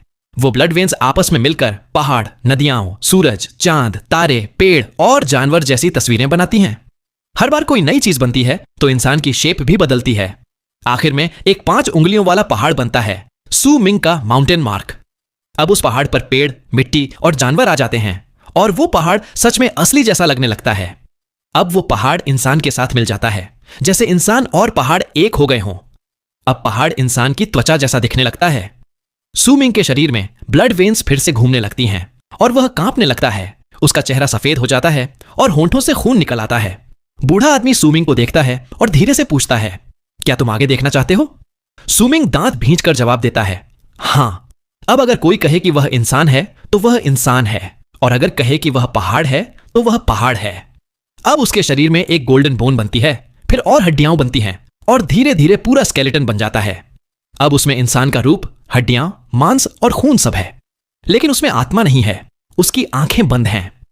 बूढ़ा आदमी शांत होकर कहता है, अगर वह अपनी आंखें खोल ले तो उसे बर्जरकर सोल मिल जाएगी। अब बूढ़ा आदमी हाथ नीचे करता है और आसमान में बना इंसान गायब हो जाता है। बूढ़ा आदमी आंखें बंद कर लेता है और सॉफ्टली कहता है, मैं तुम्हारे जवाब का यहीं इंतजार करूंगा। सूमिंग आसमान की तरफ देखता रहता है जहां अभी अभी इंसान गायब हुआ था। उसे सब इमेजेस याद आती हैं। वह धीरे से आंखें बंद कर लेता है। समय धीरे धीरे बीतता है। वॉइड स्पेस में सूरज, चांद, तारे नहीं हिलते, जैसे समय भी रुक गया हो। बूढ़ा आदमी आंखें बंद रखता है, लेकिन थोड़ी देर बाद वह आंखें खोलता है और सूमिंग की तरफ देखता है। अब सूमिंग बिल्कुल शांत है, लेकिन उसके शरीर में ब्लड वेन्स चमक रही हैं और उनमें से 2 आपस में मिल गई हैं। बूढ़ा आदमी हैरान होकर सोचता है, क्या कमाल की बुद्धि है। अब बाकी ब्लड वेन्स भी जल्दी जल्दी आपस में मिल जाती हैं। कुछ घंटों बाद सूमिंग के शरीर की सारी ब्लड वेन्स एक हो जाती हैं। अब एक ब्लड वेन चमकती हुई सूमिंग के चेहरे पर आती है और फिर 5 उंगलियों वाले माउंटेन मार्क में बदल जाती है, फिर गर्दन से नीचे जाती है। बूढ़ा आदमी हैरान होकर सोचता है, उसका बर्जरकर मार्क तो पूरा हो गया, लेकिन ये नीचे क्यों जा रहा है? अब ब्लड वेन्स सूमिंग के कपड़ों के नीचे छिप जाती हैं और पूरी तरह से बजकर मार्क बन जाती हैं। बूढ़ा आदमी दंग रह जाता है, उसकी आंखें चौड़ी हो जाती हैं। बूढ़ा आदमी जल्दी से हाथ घुमाता है और सूमिंग के कपड़े गायब हो जाते हैं, जिससे पूरा बजकर मार्क दिखने लगता है। बूढ़ा आदमी हैरान होकर सॉफ्टली बुदबुदाता है, क्या ये अब भी बजरकर मार्क है? ये लड़का तो मुझसे भी ज्यादा पागल है। बूढ़ा आदमी सॉफ्टली सोचता है, मैंने सोचा था कि उसने पूरी बजरकर मार्क से sound of soul creation activate किया, लेकिन लगता है माउंटेन मार्क तो बस उसका एक हिस्सा है। ऐसा बजरकर मार्क या तो कभी ग्रो ही नहीं करेगा, या अगर ग्रो हुआ तो पूरी बजरकर ट्राइब को हैरान कर देगा। आखिर उस दिन उसके साथ क्या हुआ था जब मैं चला गया था? अब बूढ़ा आदमी थोड़ी देर के लिए रिग्रेट महसूस करता है, फिर जल्दी से मुस्कुराता है और सूमिंग के कपड़े वापस कर देता है। फिर वह हल्की सी खांसी करता है और वेटरन जैसा चेहरा बनाकर सूमिंग को देखता है। अब सूमिंग धीरे धीरे अपनी आंखें खोलता है, उसकी आंखों में तेज चमक और समझदारी दिखती है। बूढ़ा आदमी हल्की सी खांसी करता है और कहता है, अब जब तुम जाग गए हो तो मुझे अपना जवाब दो। तुम्हारा जवाब तय करेगा कि तुम मेरे ऑनरेरी डिसाइपल बन सकते हो या नहीं। बूढ़ा आदमी अपनी दाढ़ी सहलाता है और ऐसे बैठता है जैसे बहुत समझदार और अनुभवी हो, जिससे सूमिंग को उसकी बातों पर पूरा भरोसा हो जाता है।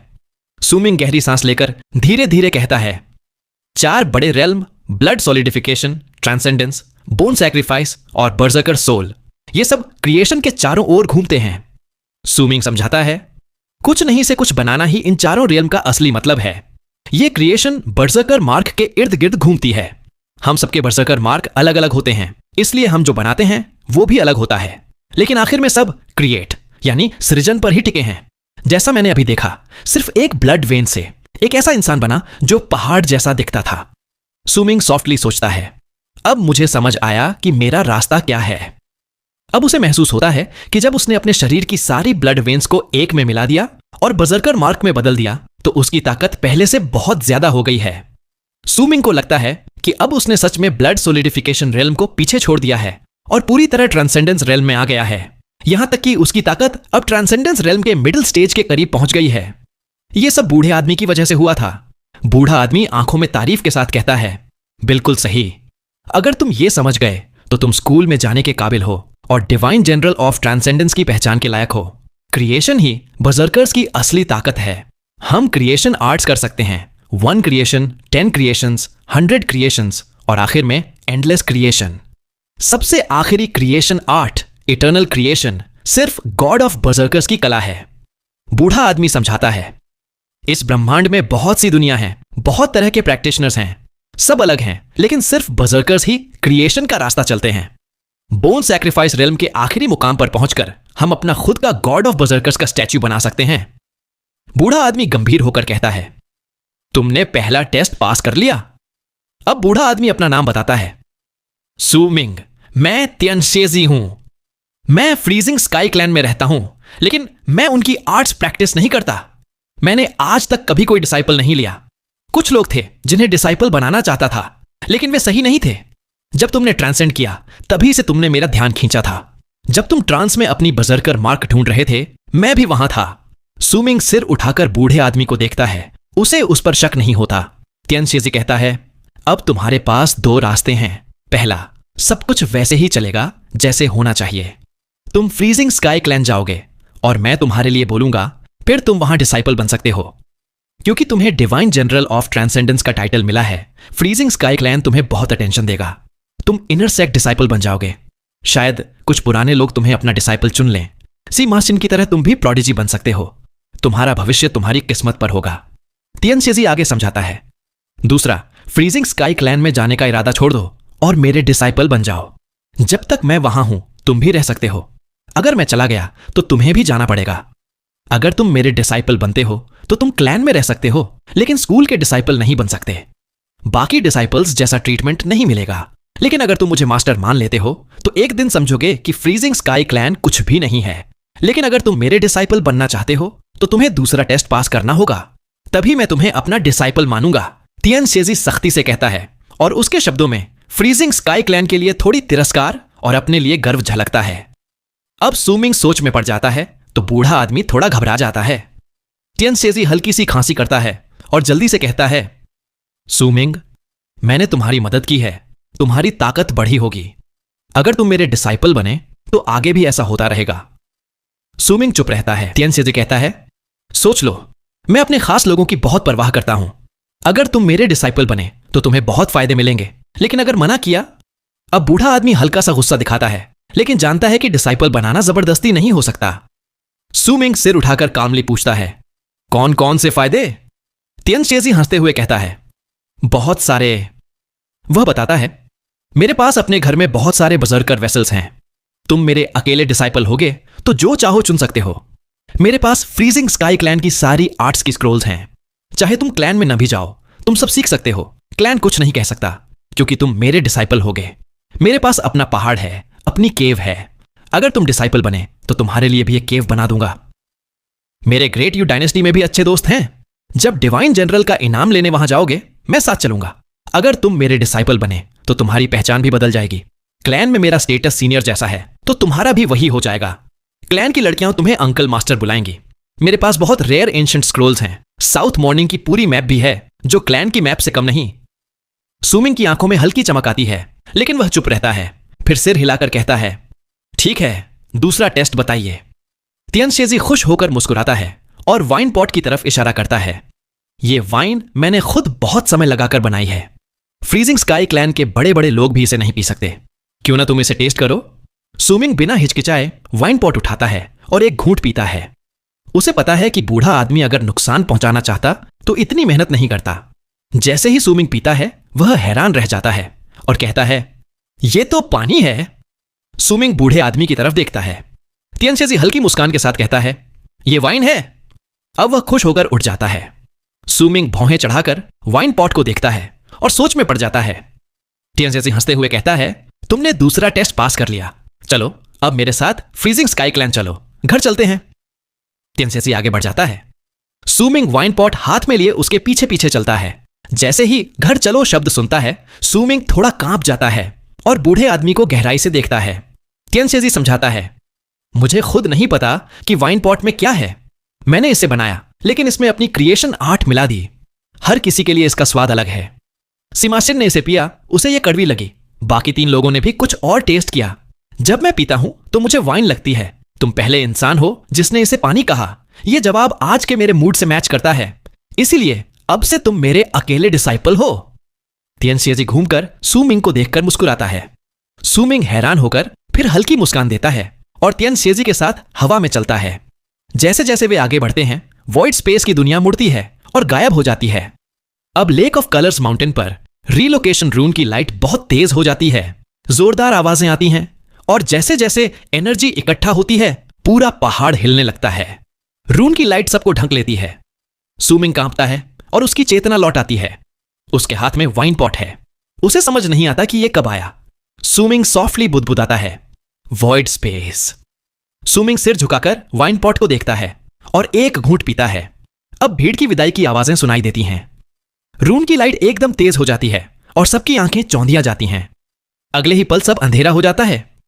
लेक ऑफ कलर्स माउंटेन से लाइट गायब हो जाती है। बस कुछ हल्की चमक बची है, जो जल्दी ही हवा में मिलकर गायब हो जाती है। हान माउंटेन सिटी में नैंतियन सॉफ्टली कहता है, वे चले गए। नैंतियन के चेहरे पर भावुकता और उलझन है। वह सिर हिलाता है और सॉफ्टली सोचता है, पता नहीं जब फिर मिलेंगे तो हमारी ताकत में कितना फर्क होगा। शायद कभी मिलें ही नहीं। उसके पास खड़ा लेंग यिंग चुपचाप लेक ऑफ कलर्स माउंटेन को देखता है, जहां अब रून की लाइट नहीं है। उसकी आंखों में डिटर्मिनेशन है। पुकियांग ट्राइब का एल्डर राहत की सांस लेता है और सॉफ्टली सोचता है, वो आखिरकार चला गया। लेकिन मैं कभी नहीं भूलूंगा कि एक डिवाइन जनरल ऑफ ट्रांसेंडेंस यहां हान माउंटेन में आया था और इसी तरह फ्रीजिंग स्काई क्लैन में गया। ट्रैंक्विल ईस्ट माउंटेन पर फांग मू सिर झुकाकर खड़ा है। उसके पिता कुछ कहना चाहते हैं, लेकिन फांग मू बिना देखे वहां से चला जाता है। फंक्शन सॉफ्टली सांस छोड़ता है। अब फ्रीजिंग स्काई क्लैन के लोग चले जाते हैं। हान माउंटेन धीरे धीरे शांत हो जाता है। कुछ लोग चले जाते हैं, कुछ रुक जाते हैं। इनमें भी लोग वैसे ही रहते हैं। लेकिन जब फ्रीजिंग स्काई क्लैन फिर से डिसाइपल्स लेने आएगा, शायद कुछ लोग फिर मिलें और सुमिंग की कहानी सुनाएं। खासकर वे लोग जिन्होंने सुमिंग के साथ ड्रिंक किया था, वे गर्व से कहेंगे, यहां एक बार लॉर्ड डिवाइन जनरल सुमिंग आया था, और उसकी कहानी सुनाएंगे। साउथ मॉर्निंग की धरती इतनी बड़ी थी कि उसका कोई अंत ही नहीं दिखता था। यहां तक कि अगर कोई ट्रांसेंडेंस रेल्म तक पहुंच भी जाए तो भी पूरी साउथ मॉर्निंग लैंड को पार करना बहुत मुश्किल था। यह जगह बहुत विशाल थी। कुछ लोगों ने अंदाजा लगाया था कि अगर कोई ट्रांसेंडेंट बजर्कर साउथ मॉर्निंग लैंड को पार करना चाहे तो उसे कम से कम 100 साल लगेंगे। और इसमें रास्ते में आने वाले खतरे और जंगली जानवरों का हिसाब नहीं था। यहां ऐसे ऐसे डरावने जानवर थे जो बजर्कर सोल रियल्म वालों को भी टक्कर दे सकते थे। यहां तक कि बोन सैक्रिफाइस रियल्म वाले भी इस लैंड को पार करने में बहुत समय लेते और उन्हें भी सावधान रहना पड़ता। चेन यू बिंग, जो फ्रीजिंग स्काई क्लैन से था, एक पहाड़ पर खड़ा था जो सुनहरी रोशनी में डूबा था। वह उत्तर की ओर दूर देखता है और धीरे से कहता है, साउथ मॉर्निंग लैंड 2 हिस्सों में बंटा है और स्काई मिस्ट सिटी दोनों के बीच की सीमा है। इस शहर को फ्रीजिंग स्काई क्लैन और वेस्टर्न सी क्लैन ने मिलकर बनाया था। यह हजारों साल से है। यह एक पहाड़ पर बना है जो धीरे धीरे एक बैरियर बन गया है जो साउथ मॉर्निंग को घेरता है। चेन यू बिंग आगे इशारा करता है और समझाता है, स्काई मिस्ट सिटी में एक कैपिटल सिटी और 9 प्रीफेक्चरल सिटीज हैं। बॉर्डर सिटी वो बैरियर है जो साउथ मॉर्निंग के अंदर और बाहर के हिस्सों को अलग करता है। इसी बैरियर की वजह से बाहर के जंगली जानवर और शामन्स अंदर आकर लोगों को मार नहीं सकते। अब सब दूर एक पहाड़ों की लंबी कतार देखते हैं जो किसी ड्रैगन की रीढ़ जैसी लगती है। वो स्काई मिस्ट सिटी का बैरियर था। चेन यू बिंग हान फेजी की तरफ देखकर कहता है, जूनियर सिस्टर हान फेजी, शायद तुमने इस शहर के बारे में पहले कभी नहीं सुना होगा, है ना? जब तुम स्कूल में जाओगी तो सबका ध्यान तुम्हारी तरफ जाएगा और शायद तुम्हें ट्रेनिंग के लिए स्काई मिस्ट सिटी की रक्षा करने भेजा जाए। ये साउथ मॉर्निंग के लोगों के लिए सबसे बड़ा सम्मान है। चेन यू बिंग सूमिंग की तरफ देखकर मुस्कुराता है और कहता है, भाई सू, तुम डिवाइन जनरल हो। तुम्हारे पास इतनी ताकत और पहचान है कि ये सब बातें जानना तुम्हारे लिए जरूरी है। सूमिंग चुपचाप दूर पहाड़ों की तरफ देखता है, कुछ नहीं कहता। उसे नहीं पता कि लेक ऑफ कलर्स माउंटेन की रिलोकेशन रून में कितना समय बीत गया। बस इतना जानता है कि बहुत समय बीत गया और जब बाहर की रोशनी कम हुई तो उसने आंखें खोली और खुद को इसी पहाड़ की चोटी पर बाकी 4 लोगों के साथ पाया। जैसे ही वे वहां पहुंचे, फ्रीजिंग स्काई क्लैन की चूरू युए कुछ सुनहरे पत्थर निकालती है और उन्हें खास तरीके से पहाड़ पर बिछाने लगती है। जैसे जैसे वह पत्थर रखती जाती है, पहाड़ पर सुनहरी रोशनी और तेज होती जाती है। चेन यू बिंग समझाता है, हम खुशकिस्मत हैं कि हमारे पास 4 डायमेंशनल लेयर रिलोकेशन रूने हैं। पहले जब हमें हन माउंटेन से फ्रीजिंग स्काई क्लैन जाना होता था तो स्काई मिस्ट सिटी की रून्स इस्तेमाल करनी पड़ती थीं, जो बहुत स्लो थीं। फ्रीजिंग स्काई क्लैन ने रिलोकेशन रून्स पर बहुत रिसर्च की है, लेकिन हम एक बार में बस थोड़ी दूरी ही जा सकते थे और बार बार जाने से शरीर भी थक जाता था। लेकिन अब इस 4 डायमेंशनल लेयर रिलोकेशन रून से हमें बस 8 बार रिलोकेट करना है और हम फ्रीजिंग स्काई क्लैन पहुंच जाएंगे। यह बहुत आसान है। चेन यू बिंग सुमिंग हन चंगजी और हन फेजी की तरफ देखकर मुस्कुराता है। हन फेजी दूर पहाड़ों की तरफ देखती है और सॉफ्टली पूछती है, sky mist city? Chain you Bing हन फेजी को देखकर समझाता है, लगता है तुमने इस शहर के बारे में नहीं सुना, लेकिन यह आम बात है। मुझे भी साउथ मॉर्निंग लैंड के कुछ राज फ्रीजिंग स्काई क्लैन में आने के बाद ही पता चले थे। भाई सू, क्या तुमने कभी स्काई मिस्ट सिटी के बारे में सुना है? चेन यू बिंग सूमिंग की तरफ देखता है, क्योंकि अब वह जानता है कि सूमिंग का स्कूल में स्टेटस हान फेजी से भी ऊपर हो सकता है, इसलिए वह सूमिंग से दोस्ती करना चाहता है। सूमिंग दूर पहाड़ों की तरफ देखकर शांत स्वर में कहता है, मैंने कभी नहीं सुना। चेन यू बिंग हंसकर कहता है, अगर ऐसा है तो मैं और जूनियर सिस्टर हान फेजी तुम्हें स्काई मिस्ट के पहाड़ों की दीवारें दिखाऊंगा और उनका काम समझाऊंगा। अब शुरू हुए माथे का पसीना पहुंचती है और चेन यू बिंग की तरफ देखकर मुस्कुराती है। अभी रूने को पूरा सेट करने में 10 घंटे लगेंगे, तभी हम दूसरी बार रिलोकेट कर सकते हैं। मुझे बस जूनियर सिस्टर हान चंगजी की जरूरत है जो मेरी सुरक्षा करे। हान चंगजी गंभीर होकर सिर हिलाती है। उसकी नजर सूमिंग पर जाती है। फिर वह कहती है, ठीक है सीनियर सिस्टर शू, मैं यहीं रहूंगी। चेन यू बिंग हान चंगजी की तरफ देखता है और कहता है, जूनियर सिस्टर फेंग, तुम्हारी जिम्मेदारी है। अब चेन यू बिंग सूमिंग और हान फेजी को इशारा करके कहता है, भाई सू, जूनियर सिस्टर यान, इस तरफ चलो। चेन यू बिंग आगे बढ़ जाता है और हवा में एक आर्क बनाते हुए दूर चला जाता है। हान फेजी के पैर के नीचे सफेद बादल बनते हैं और वह भी चेन यू बिंग के पीछे उड़ती है। सूमिंग भी धीरे धीरे हवा में उड़ता है। अब तीनों पहाड़ों की दीवारों की तरफ जा रहे हैं। चेन यू बिंग उड़ते हुए समझाता है, अगर हम स्काई मिस्ट सिटी की बात करें तो बैरियर की बात करनी होगी जो साउथ मॉर्निंग के अंदर और बाहर के हिस्सों को अलग करता है। हम लोग अंदर वाले हिस्से में रहते हैं। अंदर का हिस्सा बहुत बड़ा है। पश्चिमी हिस्सा वेस्टर्न सी क्लैन का है और उत्तर फ्रीजिंग स्काई क्लैन का। लेकिन बाहर की दुनिया के मुकाबले हमारा हिस्सा साउथ मॉर्निंग लैंड का बस छोटा सा हिस्सा है। अब तीनों स्काई मिस्ट सिटी की दीवार के पास पहुंच जाते हैं। तभी दीवार से अचानक जोरदार दबाव के साथ आवाज आती है। दीवार से ठंडी आवाज गूंजती है, यह स्काई मिस्ट की फॉरबिडन ग्राउंड है, यहां कोई भी बिना इजाजत नहीं आ सकता। हन फेजी का चेहरा बदल जाता है, वह कांप जाती है और उसके पैरों के नीचे का बादल गायब हो जाता है। वह सबसे कमजोर थी, इसलिए दबाव सह नहीं पाती। तभी उसके पीछे से एक हल्की एनर्जी आती है और उसके शरीर में फैल जाती है, जिससे वह फिर से खड़ी हो जाती है। सूमिंग हान फेजी के पास खड़ा होकर उसका सहारा देता है। हान फेजी के गालों पर हल्की लाली आ जाती है, लेकिन वह सूमिंग का सहारा लेने से मना नहीं करती। वह दीवार की तरफ देखती है जहां से आवाज आई थी। चेन यू बिंग हवा में झुककर जोर से कहता है, मैं फ्रीजिंग स्काई क्लैन का डिसाइपल चेन यू बिंग हूं। सिटी की रक्षा करने वाले अंकल मास्टर को नमस्कार। चेन यू बिंग भी दबाव महसूस करता है, लेकिन वह घबराता नहीं, क्योंकि उसे पता था कि यहां कोई ताकतवर आदमी जरूर मिलेगा। दीवार से फिर वही ठंडी आवाज आती है, मैंने तुम सबको रीलोकेशन स्पॉट पर देखा था, वहां क्यों नहीं रुके, यहां क्यों आए?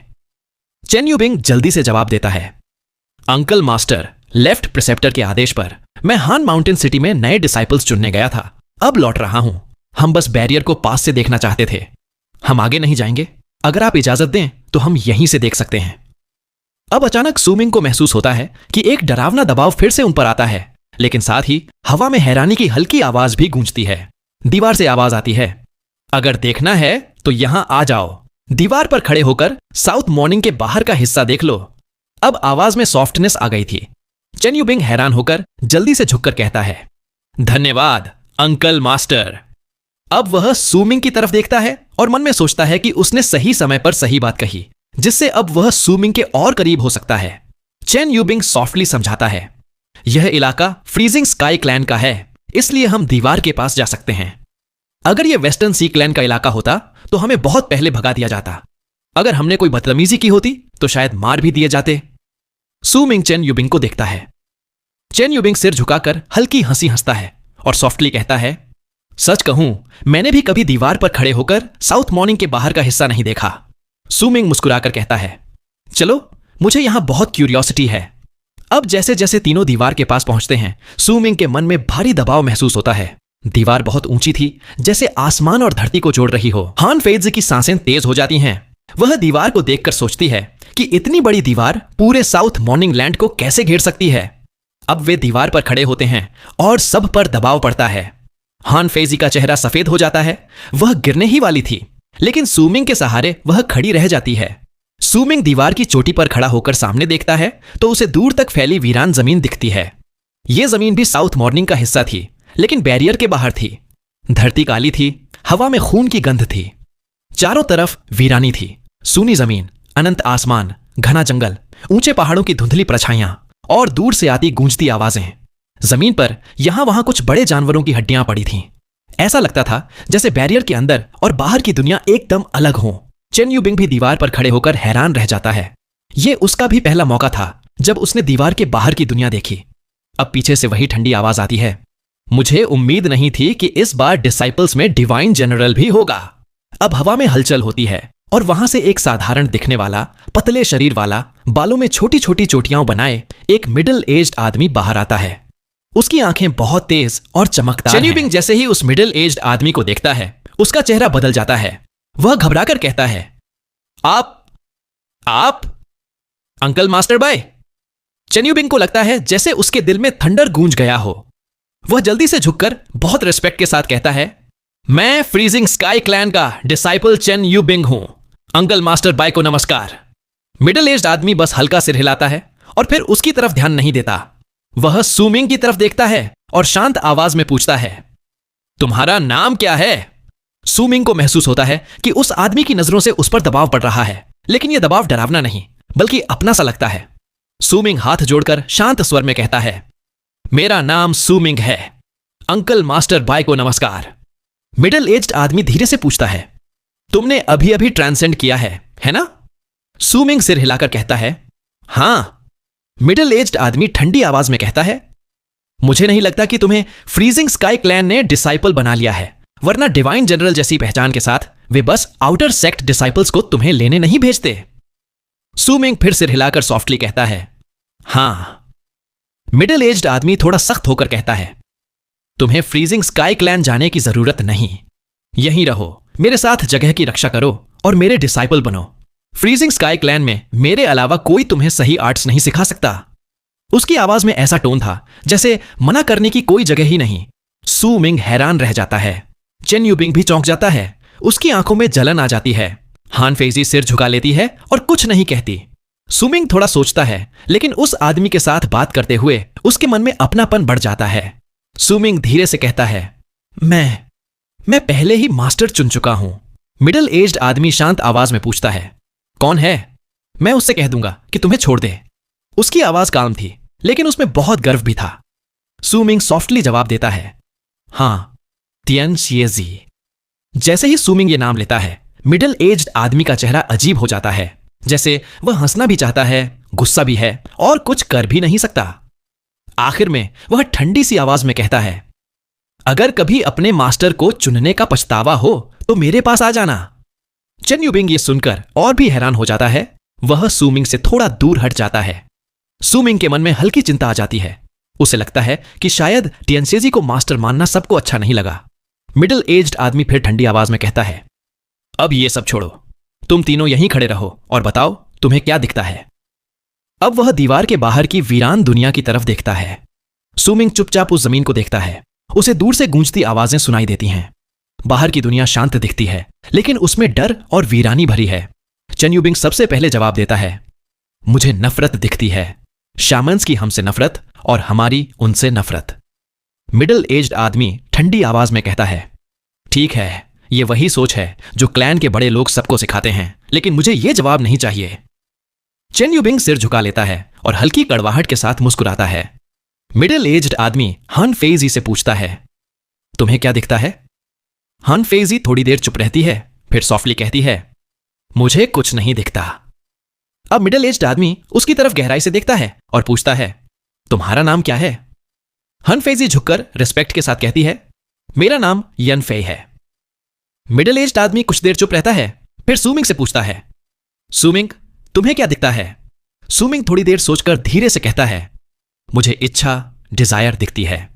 मिडिल एज्ड आदमी लंबी सांस लेकर सॉफ्टली कहता है, लेफ्ट प्रिसेप्टर को अच्छा डिसाइपल मिला है और तियन शेजी को भी। अब वह अपना दायां हाथ उठाता है और दीवार के बाहर की जमीन की तरफ इशारा करता है। मिडिल एज्ड आदमी समझाता है, साउथ मॉर्निंग लैंड को एक सर्कल की तरह समझो। अब वह हवा में हाथ घुमाकर काले रंग का सर्कल बनाता है। यह बैरियर है। अब वह सर्कल के अंदर एक छोटा सर्कल बनाता है। यह अंदर का हिस्सा है। बाहर का हिस्सा वही है जो तुम देख रहे हो। बैरियर जंगली जानवरों और शामन से रक्षा के लिए है। शामन्स अलग तरह की ट्राइब्स के लोग हैं। उनकी अपनी व्यवस्था है। उनके एल्डर्स को पैट्रियार्क्स कहते हैं। आगे चलकर तुम सब जान जाओगे। सुमिंग को अब पहली बार इतनी गहरी बातें सुनने को मिलती हैं।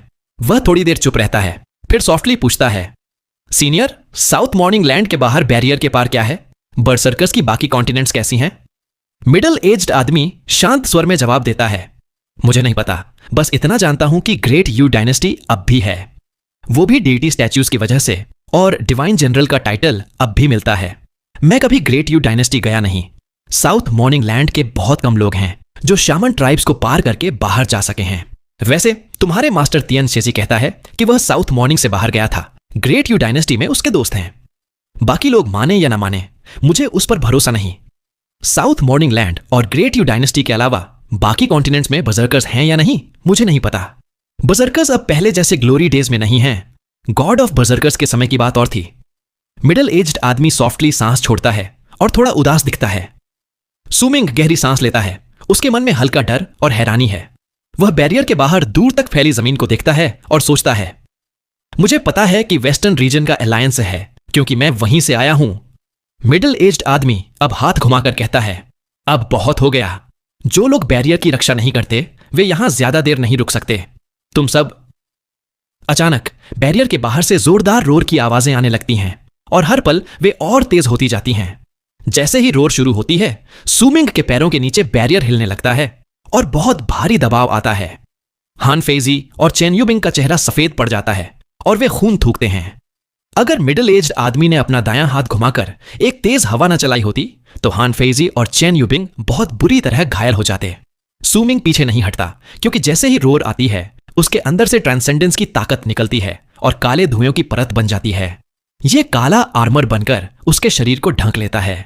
यह डिवाइन जनरल का आर्मर था। अब सूमिंग इस दबाव को झेल सकता है। उसकी आंखों में चमक आ जाती है और वह सामने फैली जमीन को देखता है। जो वह देखता है उससे वह कांप जाता है और तेज सांस लेता है। उसे आसमान में घूमते काले बादलों के बीच एक बहुत बड़ा जंगली जानवर दिखता है, एक विशाल मछली जो हवा में तैर रही है और जोर जोर से आवाज निकाल रही है। सूमिंग देखता है कि उस मछली की पीठ पर एक औरत खड़ी है। उसका चेहरा साफ नहीं दिखता, लेकिन वह लंबा बैंगनी कपड़ा पहने हैं। उसके काले बाल हवा में उड़ रहे हैं। मिडिल एज्ड आदमी ठंडी आवाज में सॉफ्टली कहता है, वह शामन है।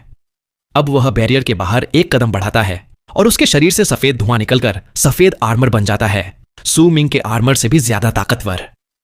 सूमिंग के मन में जोरदार हलचल होती है। वह सॉफ्टली सोचता है, यह भी डिवाइन जनरल है, लेकिन यह ट्रांसेंडेंस का नहीं बल्कि बोन सैक्रिफाइस रेल्म का डिवाइन जनरल है। अब सूमिंग को समझ आता है कि इस आदमी के पास भी वही ताकत है जो उसके पास है। दोनों डिवाइन जनरल हैं और इसीलिए उसने सूमिंग को डिसाइपल बनाना चाहा और चेन यूबिंग इतना रिस्पेक्ट करता है। बैरियर के बाहर हवा में मिडिल एज्ड आदमी सफेद आर्मर में खड़ा था और बहुत डरावना लग रहा था। वह दूर हजारों ली की दूरी पर उड़ती बड़ी मछली और उस पर खड़ी महिला शामन को ठंडी नजरों से देख रहा था। अचानक जोरदार रोर गूंजती है। पहाड़ों पर एक जटिल रून बन जाता है, जिससे दबाव और भी बढ़ जाता है, यहां तक कि सूमिंग भी उसे सह नहीं पाता। मिडिल एज्ड आदमी पत्थर जैसे चेहरे के साथ ठंडी आवाज में चिल्लाता है, फिर तुम? पिछली बार मैंने तुम्हें नहीं मारा, लेकिन अगर फिर परेशान करोगी तो इस बार जरूर मार दूंगा। जैसे ही वह बोलता है, ऊपर आसमान में थंडर गूंजता है और पूरी धरती हिल जाती है। दूर की बड़ी मछली भी कांप जाती है। अब मछली के ऊपर खड़ी औरत जोर से कहती है, मैं अपने ट्राइब का शमोन बीस्ट लाई हूं, तुम मुझे मार नहीं सकते। बैचोंग, मेरी बहन की यादगार चीजें मुझे वापस दो। अगर नहीं दी तो चाहे मैं हार भी जाऊं, फिर भी लौट कर आऊंगी। बैचोंग की आंखों में ठंडी चमक आ जाती है। वह दायां हाथ उठाकर हवा में घुमाता है और जोरदार आवाज के साथ बैरियर से बहुत भारी दबाव निकलता है। सूमिंग उस दबाव को सह नहीं पाता और जल्दी से पीछे हट जाता है। जैसे ही दबाव पूरी ताकत से आता है, वह बैरियर छोड़ देता है। अब उसे सिर्फ दूर से सब कुछ धुंधला सा दिखता है। वह न बैचोंग को देख सकता है, न ही मछली और शामन को। अब सूमिंग को बस बैरियर के पार से आती गूंजती आवाजें सुनाई देती हैं और दबाव हर पल बढ़ता जाता है। वह और पास नहीं जा सकता, बस पीछे हटता जाता है। जब वह बैरियर से बहुत दूर हान फेजी और चेन यूबिंग के पास पहुंचता है, तब जाकर दबाव रुकता है। चेन यूबिंग डर के मारे सफेद चेहरा लेकर जल्दी से पूछता है, भाई सू, क्या हुआ? क्या शामन हमला कर रहे हैं? हान फेजी भी सूमिंग की तरफ सवालिया नजरों से देखती है। सूमिंग शांत स्वर में जवाब देता है, नहीं, बस एक शामन थी। चेन यूबिंग राहत की सांस लेकर कहता है, अच्छा है, लेकिन यह कितनी अजीब बात है कि हम आए और तभी यह सब हुआ। भाई मो, अब हमें चलना चाहिए। रिलोकेशन रूम तैयार है। सूमिंग फिर से बैरियर की तरफ देखता है, अपने मन का शौक शांत करता है। अब उसे साउथ मॉर्निंग लैंड और बजगर ट्राइब के बारे में जितना पता चलता है, उतना ही उसे अपनी वेस्टर्न रीजन अलायंस लौटने का सपना मुश्किल लगता है। चेन यूबिंग थोड़ा बेचैन होकर फिर कहता है, भाई सू, चलो। सूमिंग सिर हिलाकर मान जाता है। उसे पता है कि बैरियर के बाहर की लड़ाई में उसकी ताकत अभी कुछ भी नहीं है। वह खुद बैरियर का दबाव भी नहीं झेल सकता, तो मदद करना तो दूर की बात है। बाइचोंग को उसकी मदद की जरूरत भी नहीं है। जैसे ही सूमिंग तैयार होता है, चेन यूबिंग राहत की सांस लेता है। तीनों लंबी आर्क्स बनाकर वहां से दूर चले जाते हैं और जल्दी ही सुनहरी रोशनी वाले पहाड़ पर लौट आते हैं। सूमिंग अब भी दूर बैरियर की तरफ देखता रहता है। शुरू हुए भी बैरियर पर हो रही हलचल को महसूस करती है। जैसे ही वह कांपते हाथों से रून एक्टिवेट करती है और लाइट सबको घेर लेती है, सूमिंग अपनी नजरें हटा लेता है। अब सब धीरे धीरे लाइट में गायब हो जाते हैं। एक जोरदार धमाके के साथ पहाड़ फिर से शांत हो जाता है और सुनहरी रोशनी की छोटी छोटी गेंदें हवा में फैल जाती हैं। कई बार रिलोकेट और थोड़ा आराम करने के बाद 7 दिन बाद सूमिंग और बाकी लोग आखिरी रिलोकेशन रूम में कदम रखते हैं। अब वे जहां पहुंचेंगे वह फ्रीजिंग स्काई क्लैन होगा। साउथ मॉर्निंग लैंड के उत्तर में एक बहुत प्रसिद्ध ट्राइब था, freezing sky. Freezing sky great tribe south morning की 2 सबसे बड़ी ट्राइब्स में से एक थी। मेन ट्राइब उत्तर में थी, जहां चारों तरफ बर्फ ही बर्फ थी। यहां फ्रीजिंग स्काई क्लैन की स्कूल थी, जो पहले एक छोटी ट्राइब की स्कूल थी, लेकिन अब बहुत बड़ी बन गई थी। यह जगह पूरे उत्तर में सबसे ताकतवर थी। फ्रीजिंग स्काई क्लैन बहुत बड़ी थी। इसमें बहुत सारे डिसाइपल्स थे जो आसपास की कई ट्राइब्स से आते थे। ग्रेट फ्रोजन प्लेन्स में 9 मेन माउंटेन्स थे जो बर्फ से ढके थे और पूरे इलाके को घेरते थे। हर माउंटेन खुद में एक सेक्ट जैसा था। इन 9 पहाड़ों के पीछे छोटे छोटे आइस माउंटेन्स थे जो आपस में जुड़े थे और दूर तक फैले थे। ऊपर से देखने पर ये पहाड़ एक बड़े रून जैसे लगते थे और बहुत डरावना एहसास देते थे। कहा जाता है कि साउथ मॉर्निंग के उत्तर में एक ओशन है, लेकिन फ्रीजिंग स्काई क्लैन बनने के समय उसे एक आर्ट से जमी हुई बर्फ में बदल दिया गया था और वहीं क्लैन की कुछ लोग कहते थे कि उस बर्फ के नीचे अब भी समुद्र का पानी है, लेकिन कोई नहीं जानता कि क्लैन ने वहां स्कूल क्यों बनाई। 9 मेन माउंटेन्स और बहुत सारे छोटे पहाड़ मिलकर एक बहुत बड़ी फोर्ट्रेस जैसी फ्रीजिंग स्काई क्लैन बनाते थे। इन 9 पहाड़ों के ऊपर हवा में एक खास बिल्डिंग थी, हेवन गेट। ये असल में 9 तैरती हुई जमीन के टुकड़े थे जो टावर जैसे एक दूसरे के ऊपर थे। हर टुकड़ा बहुत बड़ा था और 9 पहाड़ों के ऊपर हवा में तैरता था। हर टुकड़े पर सुंदर टावर्स बने थे। यहां रहने वाले डिसाइपल्स बहुत खास होते थे। अगर कोई ऊपर देखे तो 5वें टुकड़े तक ही देख सकता था, बाकी बादलों में छिपे रहते थे। ऊपर कोई अजीब ताकत थी, बिना इजाजत वहां तक कोई नहीं जा सकता था। फ्रीजिंग स्काई क्लैन में डिसाइपल्स की संख्या लाखों में थी। यहां तक कि जो बाहर ट्रेनिंग के लिए गए थे या स्काई मिस्ट की दीवार की रक्षा कर रहे थे, उन्हें भी गिन लें तो सच में लाखों बर्जर्कर्स थे। आज चौथे मेन माउंटेन के किनारे सैकड़ों प्लेटफॉर्म्स थे, हर एक पर एक रून बनी थी। अब एक प्लेटफॉर्म पर तेज सुनहरी रोशनी चमकती है और जैसे ही बर्फीली हवा चलती है, रून में 6 लोग प्रकट होते हैं। सूमिंग के चेहरे पर ठंडी हवा और बर्फ पड़ती है, जिससे उसे पहली बार साउथ मॉर्निंग लैंड में असली बर्फ महसूस होती है। प्लेटफॉर्म पर 3 लोग बैठे थे। जैसे ही गोल्डन लाइट चमकी, वे अपनी आंखें खोलते हैं। उनमें से एक शांत स्वर में कहता है, लगता है जूनियर ब्रदर चैन और जूनियर सिस्टर शू आ गए। अब गोल्डन लाइट धीरे धीरे कम होती है और सूमिंग और बाकी 5 लोग वहां खड़े दिखते हैं। तीनों लोग खड़े हो जाते हैं। उनमें से एक मुस्कुराकर कहता है, जूनियर सिस्टर फैंग भी लौट आई। जूनियर ब्रदर चेन, इस बार बाहर जाने का अनुभव कैसा रहा? चेन यूबिंग हंसकर कहता है, सीनियर ब्रदर जो, मजाक मत करो, जो हुआ वो ना ही बताऊं तो अच्छा है। अब चेन यूबिंग बाकी लोगों से मिलवाता है। आओ मैं सबका परिचय कराता हूं, ये जूनियर सिस्टर हन फेजी हैं। हन फेजी भौहें चढ़ाकर सिर हिलाती है। उसे ऐसे लोगों से मिलना पसंद नहीं, लेकिन फ्रीजिंग स्काई क्लैन में नई होने के कारण वह चुप रहती है। हान चंगजी मुस्कुराकर सबको नमस्कार करती है और फिर सूमिंग के पास आ जाती है। सूमिंग एक तरफ खड़ा सबको देखता है। चेन यू बिंग के मिलवाने के बाद सब दोस्ताना हो जाते हैं।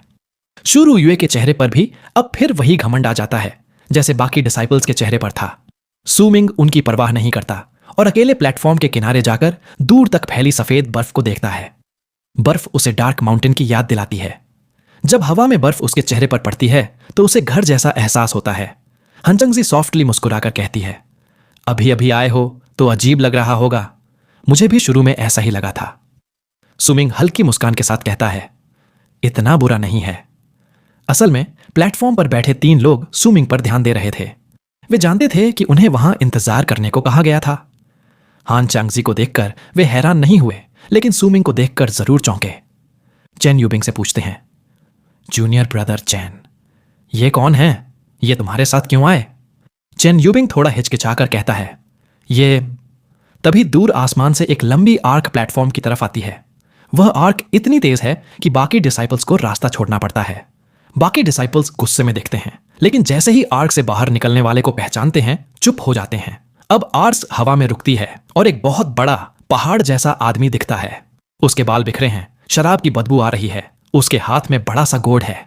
वह जोर से चिल्लाता है, यहां कौन है सुमिंग?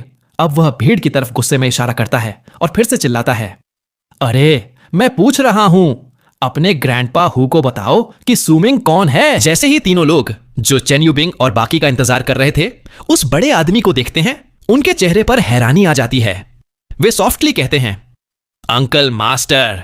हाँ। तीनों लोग हल्की मुस्कान के साथ हाथ जोड़कर अंकल मास्टर हु को नमस्कार करते हैं।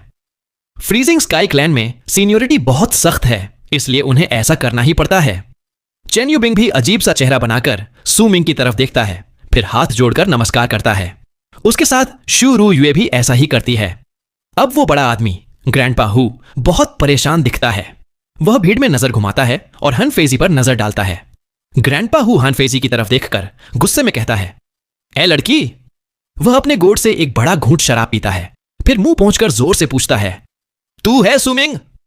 हान फेजी का चेहरा गुस्से से लाल हो जाता है। वह ग्रैंडपा हु को ठंडी नजरों से देखती है, लेकिन कुछ नहीं कहती। ग्रैंडपा हू गुस्से में चिल्लाता है, आखिर कौन है तुम सब में सुमिंग? मुझे गुस्सा मत दिलाओ। अब सुमिंग प्लेटफॉर्म के किनारे से शांत स्वर में कहता है, मैं सू हूं। आप कौन है सर? ग्रैंडपा हू सिर खुजलाता है, सुमिंग को ऊपर नीचे देखता है और गुस्से में चिल्लाता है, हट जा, मैं सुमिंग को ढूंढ रहा हूं, सू को नहीं। तेरा नाम सू है, लेकिन तू वो नहीं जिसे मैं ढूंढ रहा हूं। अब प्लेटफॉर्म पर खड़े बाकी लोग हंसी रोकने की कोशिश करते हैं। अगर वे ग्रैंडपा हू की ताकत से डरते ना होते तो अब तक जोर से हंस चुके होते। सुमिंग भी हैरान रह जाता है। उसे ऐसे अजीब लोग कम ही मिलते हैं, तो वह हल्की मुस्कान के साथ फिर से कहता है, मैं ही सुमिंग हूं। ग्रैंडपा हू गुस्से में चिल्लाता है, झूठ, अभी तो खुद को सू कह रहा था, अब जैसे ही सुना कि मैं सुमिंग को ढूंढ रहा हूं तुरंत कह दिया, मैं सुमिंग हूं। सुन ले, तेरा ग्रैंडपा हू बहुत होशियार है, मुझसे झूठ मत बोल, मुझे झूठे लोग बिल्कुल पसंद नहीं। अब ग्रैंडपा हू गुस्से में सुमिंग की तरफ बढ़ता है। उसका बड़ा शरीर और गुस्से वाला चेहरा देखकर सब लोग प्लेटफॉर्म से पीछे हट जाते हैं। हान चंगजी भी सुमिंग के पास से कुछ कदम पीछे हट जाती है। ग्रैंडपा हू गुस्से में चिल्लाता है, मुझे झूठे लोग बिल्कुल पसंद नहीं। वो बूढ़ा टेंशे मुझे बहुत बार धोखा दे चुका है, फिर कसम खाई कि अब झूठ नहीं बोलेगा और बोला सुमिंग को बुला लूं। अगर यहां नहीं मिला तो फिर उसने झूठ बोला। बता, कौन है सुमिंग? सुमिंग भौहें चढ़ाकर सोचता है कि ये आदमी क्यों आया है और उसे उसका नाम कैसे पता चला। चेन यूबिंग के अजीब चेहरे को देखकर सुमिंग को थोड़ा अंदाजा हो जाता है। जैसे ही ग्रैंडपा हू तियनचेजी का नाम लेता है, सुमिंग अपने कपड़ों से वो वाइन पॉट निकालता है जो उसे तियनचेजी ने दिया था। ग्रैंडपा हू की नजर जैसे ही वाइन पॉट पर पड़ती है, वह ध्यान से उसे देखता है, फिर लंबी सांस छोड़ता है। अब वह सुमिंग को दया से देखता है। ग्रैंडपा हू सॉफ्टली कहता है, तू ही सुमिंग है, पहले क्यों नहीं बताया? मुझे कितनी बार पूछना पड़ा। चल, मैं तुझे बूढ़े की केव में ले चलता हूं। अब सुमिंग के मन में बुरा सा एहसास और बढ़ जाता है। वह हान चंगजी, हान फेइजी, चेन यूबिंग, शू रुयुए और बाकी सबको हाथ जोड़कर कहता है, मैं चलता हूं, अगर फिर कभी मौका मिला तो जरूर मिलेंगे। चेन यूबिंग अजीब मुस्कान के साथ कहता है, भाई सू, बधाई हो, बधाई हो। हान फेइजी ठंडी आवाज में कहती है, जब मैं सेटल हो जाऊं तो तुम्हें ढूंढने आऊंगी। हान चंगजी सॉफ्टली मुस्कुराकर कहती है, मैं तीसरे समिट पर हूं, भाई सू, अगर फुर्सत मिले तो मेरी बनाई चाय जरूर पीना। अब हवा में खड़ा ग्रैंडपा हू गुस्से में चिल्लाता है, अरे लड़के, अब तक क्यों खड़ा है? मुझे और कितना इंतजार करवाएगा? सुमिंग भीड़ की तरफ सिर हिलाकर उड़ जाता है। उसके हरे कपड़े और लंबे बाल हवा में लहराते हैं। अब ग्रैंडपा हू सुमिंग को देखकर तेजी से आगे बढ़ता है। सुमिंग उसके पीछे पीछे उड़ता है। चारों तरफ बर्फ ही बर्फ है, ठंडी हवा है, जिससे सुमिंग को डार्क माउंटेन की याद आती है। कोई उन्हें रोकने की कोशिश नहीं करता। अगर कोई पहचान भी ले तो ग्रैंडपा हू को देखकर रास्ता छोड़ देता है। ग्रैंडपा हू उड़ते हुए सॉफ्टली बड़बड़ाता है, मुझे यकीन नहीं हो रहा कि बूढ़ा आदमी मुझे एक जूनियर ब्रदर पकड़ने भेज रहा है। सोचो मैं कितना अनलकी हूं। मैं तो मजे से वाइन पी रहा था और मुझे तुझे लेने भेज दिया। नहीं, मैं अनलकी नहीं, तू अनलकी है, बहुत ज्यादा अनलकी, सुपर अनलकी। ग्रैंडपा हू बार बार सुमिंग की तरफ मुड़कर सॉफ्टली बड़बड़ाता है, लेकिन उसकी आवाज इतनी भारी है कि सुमिंग के कान बजने लगते हैं। सुमिंग ठंडी आवाज में चिल्लाता है, बस करो। ग्रैंडपा हू गुस्से में घूर कर कहता है, क्या तू मुझे खुद से बात करने से रोकेगा? सुमिंग को सिरदर्द होने लगता है, खासकर जब उसे लगता है कि ग्रैंडपा हू उसकी बात से दुखी हो गया है। फिर सुमिंग सोचता है कि शायद ग्रैंडपा हू भी तियनचेजी का डिसाइपल है। सुमिंग हल्की मुस्कान के साथ सॉफ्टली पूछता है, आपको कैसे बुलाऊं? ग्रैंडपा हू गुस्से में मुंह फेरकर उड़ता रहता है। कुछ देर बाद जब दोनों कई पहाड़ पार कर जाते हैं तो ग्रैंडपा हू फिर से बोलता है, सुन, मुझसे बात मत करना, मेरा नाम मत पूछना, पूछेगा भी तो भी तेरा ग्रैंडपा हू नहीं बताएगा क्योंकि मैं नाराज हूं। सुमिंग सिर हिलाकर सॉफ्टली पूछता है, ठीक है, तो आपको क्या कहकर बुलाऊं? ग्रैंडपा हू गर्व से कहता है, सब मुझे ग्रैंडपा हू कहते हैं, लेकिन अब हम एक ही सेक्ट के डिसाइपल हैं, तो तुझे मुझे ग्रैंडपा हू जी बुलाने की इजाजत है। सुमिंग शांत चेहरा बनाकर सिर हिलाता है और सॉफ्टली पूछता है, हुजी, मास्टर तियनचेजी कब आएंगे? ग्रैंडपा हू गुस्से में कहता है, तुझे दिखा नहीं, बूढ़ा आदमी अभी अभी लौटा है, मैं वाइन पी रहा था, उसी वक्त उसने मुझे तुझे लेने भेज दिया। सुमिंग सॉफ्टली कहता है, मुझे सच में नहीं दिखा। ग्रैंडपा हू समझाता है, बूढ़ा आदमी एक सेज है, समझा? सेज को मिस्टीरियस बनना पड़ता है, वो हमेशा उलझी उलझी बातें करता है। अब ग्रैंडपा हू उदासी से वाइन पीता है। सुमिंग दायां हाथ भींचकर आंखों में ठंडी चमक लाता है, लेकिन चेहरा शांत रखता है। सुमिंग सॉफ्टली कहता है, उसने मुझे कहा था कि मैं उसका अकेला डिसाइपल हूं। ग्रैंडपा हू गुस्से में चिल्लाता है, उसने मुझे भी यही कहा था, लेकिन जब मैं लौटा तो पता चला मेरा भी एक सीनियर ब्रदर है और उसके भी ऊपर एक सीनियर ब्रदर है। अब सुमिंग के चेहरे पर हल्की जबरन मुस्कान आती है जिसमें थोड़ी ठंडक भी है। सुमिंग सॉफ्टली कहता है, उसने मुझसे यह भी कहा था।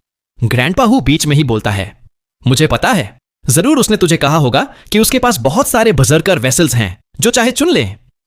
सुमिंग का हाथ और भी कस जाता है। ग्रैंडपा हू आगे कहता है, उसने जरूर यह भी कहा होगा कि उसके पास फ्रीजिंग स्काई क्लैन की सारी बजर्कर आर्ट्स हैं और मास्टर मान ले तो सब सीख सकता है। अब सुमिंग की मुस्कान और ठंडी हो जाती है। ग्रैंडपा हू सॉफ्टली कहता है, उसने यह भी कहा होगा कि मास्टर मान ले तो आगे चलकर समझ जाएगा कि फ्रीजिंग स्काई क्लैन कुछ भी नहीं। सच बताऊं, उसने मुझसे भी यही सब कहा था। मेरे जूनियर ब्रदर, तू अनलकी है, सुपर अनलकी। सिर्फ हम ही नहीं, मेरे सीनियर ब्रदर ने भी यही सब कहा था। उसके सीनियर ब्रदर ने भी वही एक्सपीरियंस बताया। ग्रैंडपा हू लगातार बोलता रहता है। दोनों कई बड़े पहाड़ों के बीच से निकलकर फ्रीजिंग स्काई क्लैन के 9वें समिट पर पहुंच जाते हैं। अब सुमिंग के सामने 9th समिट है। ग्रैंडपा हू सुमिंग के पास रुककर सॉफ्टली कहता है, हम पहुंच गए। सुमिंग हैरान रह जाता है। रास्ते में तियानसेजी की बातों से उसका मन दुखी हो गया था, लेकिन 9th समिट देखकर वह थोड़ा खुश हो जाता है। सुमिंग सॉफ्टली पूछता है, यहां कितने लोग रहते हैं? ग्रैंडपा हू सॉफ्टली जवाब देता है, ज्यादा नहीं, तुम्हें और बूढ़े आदमी को मिलाकर बस 5 लोग। यही एक बात है जिसमें बूढ़ा आदमी झूठ नहीं बोलता। वह सच में फ्रीजिंग स्काई क्लैन में रहता है और सच में उसका अपना पहाड़ है, यही 9th समिट। सुमिंग गहरी सांस लेता है। अब उसे थोड़ा सुकून मिलता है। ग्रैंडपा हू सॉफ्टली समझाता है, हमारा सबसे बड़ा सीनियर ब्रदर हमेशा आइसोलेशन में रहता है। वह सिर्फ इटर्नल क्रिएशन के दिन बाहर आता है और जब भी आता है बहुत शोर मचाता है। तुम उसे कछुए जैसा मान सकते हो। ज्यादातर समय सोता रहता है और जब जागता है तो जोर से जम्हाई लेकर फिर सो जाता है। सुमिंग ये सब सुनकर चुप रह जाता है। हुजी सुमिंग के साथ उड़ते हुए सॉफ्टली समझाता है, हमारे दूसरे सीनियर ब्रदर की नेचर बहुत अच्छी है। उसे पौधे लगाना बहुत पसंद है, इसलिए उसने पहाड़ पर बहुत बड़ा खेत बना लिया है। लेकिन वह इतना मेहनती है कि सोचता है और अच्छा कर सकता है। धीरे धीरे उसने पूरे पहाड़ को पौधों से भर दिया। अगर तुम रात को घूमोगे तो उसे चीजें इधर उधर करते देख सकते हो। दूसरे सीनियर ब्रदर की अजीब आदत है, वह सिर्फ रात में ही अपने पौधों को देखने बाहर आता है। डरना मत, वह हमेशा सोचता है कि कोई उसके पौधे चुराने आ रहा है। ग्रैंडपा हू बड़बड़ाते हुए सुमिंग को 9वें समिट के पहाड़ पर ले जाता है। सुमिंग अब समझ नहीं पा रहा कि उसे कैसा लग रहा है। वह सीढ़ियों पर खड़ा है, नीचे देखता है तो जगह टूटी फूटी दिखती है, जैसे कभी साफ सुथरी रही हो। बर्फ में उगने वाले पौधे हर जगह फैले हैं। सुमिंग को ग्रैंडपा हू की बातें याद आती हैं और वह हल्की हंसी हंसता है। ग्रैंडपा हू सीढ़ियां चढ़ते हुए भी सॉफ्टली बड़बड़ाता रहता है। तभी सुमिंग का दिल जोर से धड़कता है। वह सिर उठाकर देखता है। सफेद कपड़ों में एक आदमी बर्फ में खड़ा है, मुस्कुरा रहा है। वह आदमी मुस्कुराकर कहता है, हुजी, ये जरूर हमारा यंगेस्ट जूनियर ब्रदर है। वह आदमी भी 30-35 साल का लगता है, बहुत शालीन और शांत दिखता है। उसके सफेद कपड़े उसे जेंटल बनाते हैं। ग्रैंडपा हू आराम से कहता है, सेकंड सीनियर ब्रदर, मॉर्निंग। फिर सुमिंग की तरफ इशारा करके समझाता है, ये हमारा यंगेस्ट जूनियर ब्रदर है। बूढ़ा आदमी इसे लाया है। नाम क्या था? सू। हां, सू। सुमिंग सिर उठाकर आसमान देखता है। अब शाम होने वाली है, लेकिन बर्फ की वजह से चारों तरफ उजाला है। सेकंड सीनियर ब्रदर जम्हाई लेकर मुस्कुराता है और सुमिंग से कहता है, मैं आज थोड़ी जल्दी उठ गया। अच्छा नाम है सू, बुरा नहीं। यंगेस्ट जूनियर ब्रदर, खुद पर भरोसा रखना, तुम सब कुछ कर सकते हो। अब वह आसमान की तरफ देखता है और सॉफ्टली कहता है, अब मैं तुम दोनों से और बात नहीं करूंगा। आज बहुत जल्दी उठ गया, अब सोने जा रहा हूं। आज रात मुझे पहरेदारी भी करनी है। कल मेरे कुछ पौधे चोरी हो गए थे। वह मुड़ता है, लेकिन फिर रुककर सुमिंग को दयालुता से देखता है और सॉफ्टली कहता है, यंगेस्ट जूनियर ब्रदर, ये पहाड़ मास्टर ने जैसा बताया था वैसा नहीं है, लेकिन एक बात कभी नहीं बदलेगी। फ्रीजिंग स्काई क्लैन का 9वां समिट तुम्हारा घर है। जब तक तुम यहां हो कोई तुम्हें परेशान नहीं कर सकता। वह मुस्कुराता है और चला जाता है। सुमिंग चुप रहता है। उसे उस आदमी की ताकत का अंदाजा नहीं लगता। वह आम इंसान जैसा दिखता है, कोई दबाव नहीं, लेकिन उसके शब्द सुमिंग के मन में गूंजते रहते हैं। अब ग्रैंडपा हू उदासी से सॉफ्टली कहता है, उसकी बातों पर भरोसा मत करना। जब मैं यहां आया था उसने मुझसे भी यही कहा था। मैं बहुत भावुक हो गया था, लेकिन जब क्लैन के लोग मुझे मारते थे और मैं पहाड़ पर भाग कर आता था तो सेकंड सीनियर ब्रदर ने कभी मदद नहीं की। हर बार कहता था चल बदला लेते हैं, लेकिन फिर सो जाता था। मैंने कभी उसके पास 3 महीने तक इंतजार किया और वह 3 महीने तक सोता रहा। ग्रैंडपा हु दुखी चेहरा बनाकर सॉफ्टली कहता है, अभी उसने तुमसे कहा खुद पर भरोसा रखो। उसी भरोसे में पूरा 9वां समिट उसका खेत बन गया। सूमिंग पहाड़ ग्रैंडपा हु और दूर जाते सेकंड सीनियर ब्रदर को देखता है और चुप हो जाता है। ग्रैंडपा हु अपने केव की तरफ इशारा करके कहता है, ये मेरी जगह है। तुम्हारा ग्रैंडपा हु कछुआ नहीं है। मुझे पौधे पसंद नहीं, मुझे बस शराब पसंद है। मैं ज्यादातर बाहर नहीं आता। जागता हूं तो पीता हूं, नशे में सो जाता हूं, फिर जागता हूं तो फिर पीता हूं। ग्रैंडपा हु फिर से वाइन पीता है और सॉफ्टली कहता है, बूढ़ा आदमी पहाड़ की चोटी पर रहता है। जाओ उससे मिल लो। मैं नहीं मिलूंगा। हर बार मिलता हूं तो गुस्सा आ जाता है। ग्रैंडपा हु सूमिंग के कंधे पर हाथ रखकर सॉफ्टली कहता है, youngest junior brother, good luck. अब वह पीते पीते अपने केव की तरफ चला जाता है। सूमिंग अकेला पहाड़ पर खड़ा चारों तरफ देखता है। हवा चलती है, बर्फ उड़ती है। सूमिंग सिर हिलाता है। फ्रीजिंग स्काई क्लैन उसके मन में जैसी थी, यहां उससे अलग है। अब सूमिंग सोचते हुए पहाड़ की चोटी की तरफ देखता है। वहां एक शानदार इमारत दिखती है जो दूर से ही ग्रैंड लगती है। सूमिंग बर्फ में उगने वाले पौधों और सीढ़ियों पर चलता हुआ ऊपर जाता है। अब वह पीछे नहीं हटेगा। उसने मास्टर तियन शेजी चुन लिया है, तो अब जब तक मजबूरी न हो दूसरा मास्टर नहीं चुनेगा। जैसे जैसे ऊपर जाता है हवा और तेज होती जाती है। बर्फ की आवाज, हवा की गूंज, पहाड़ की शांति सब मिलकर उसके मन को शांत कर देते हैं। सूमिंग सोचता है, यह कितना ऊंचा पहाड़ है। फ्रीजिंग स्काई क्लैन के 9 समिट्स में से एक, शायद सबसे शांत पहाड़।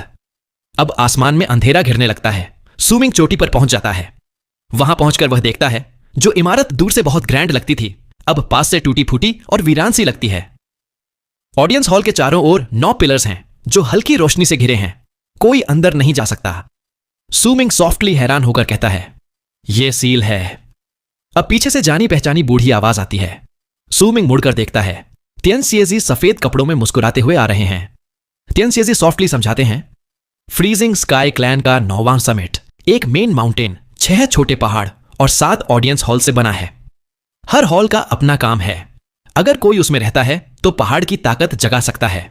जो भी इस हॉल में रहता है वह तुरंत ग्रेट फ्रोजन प्लेन्स के 9 लॉर्ड्स में से एक बन जाता है।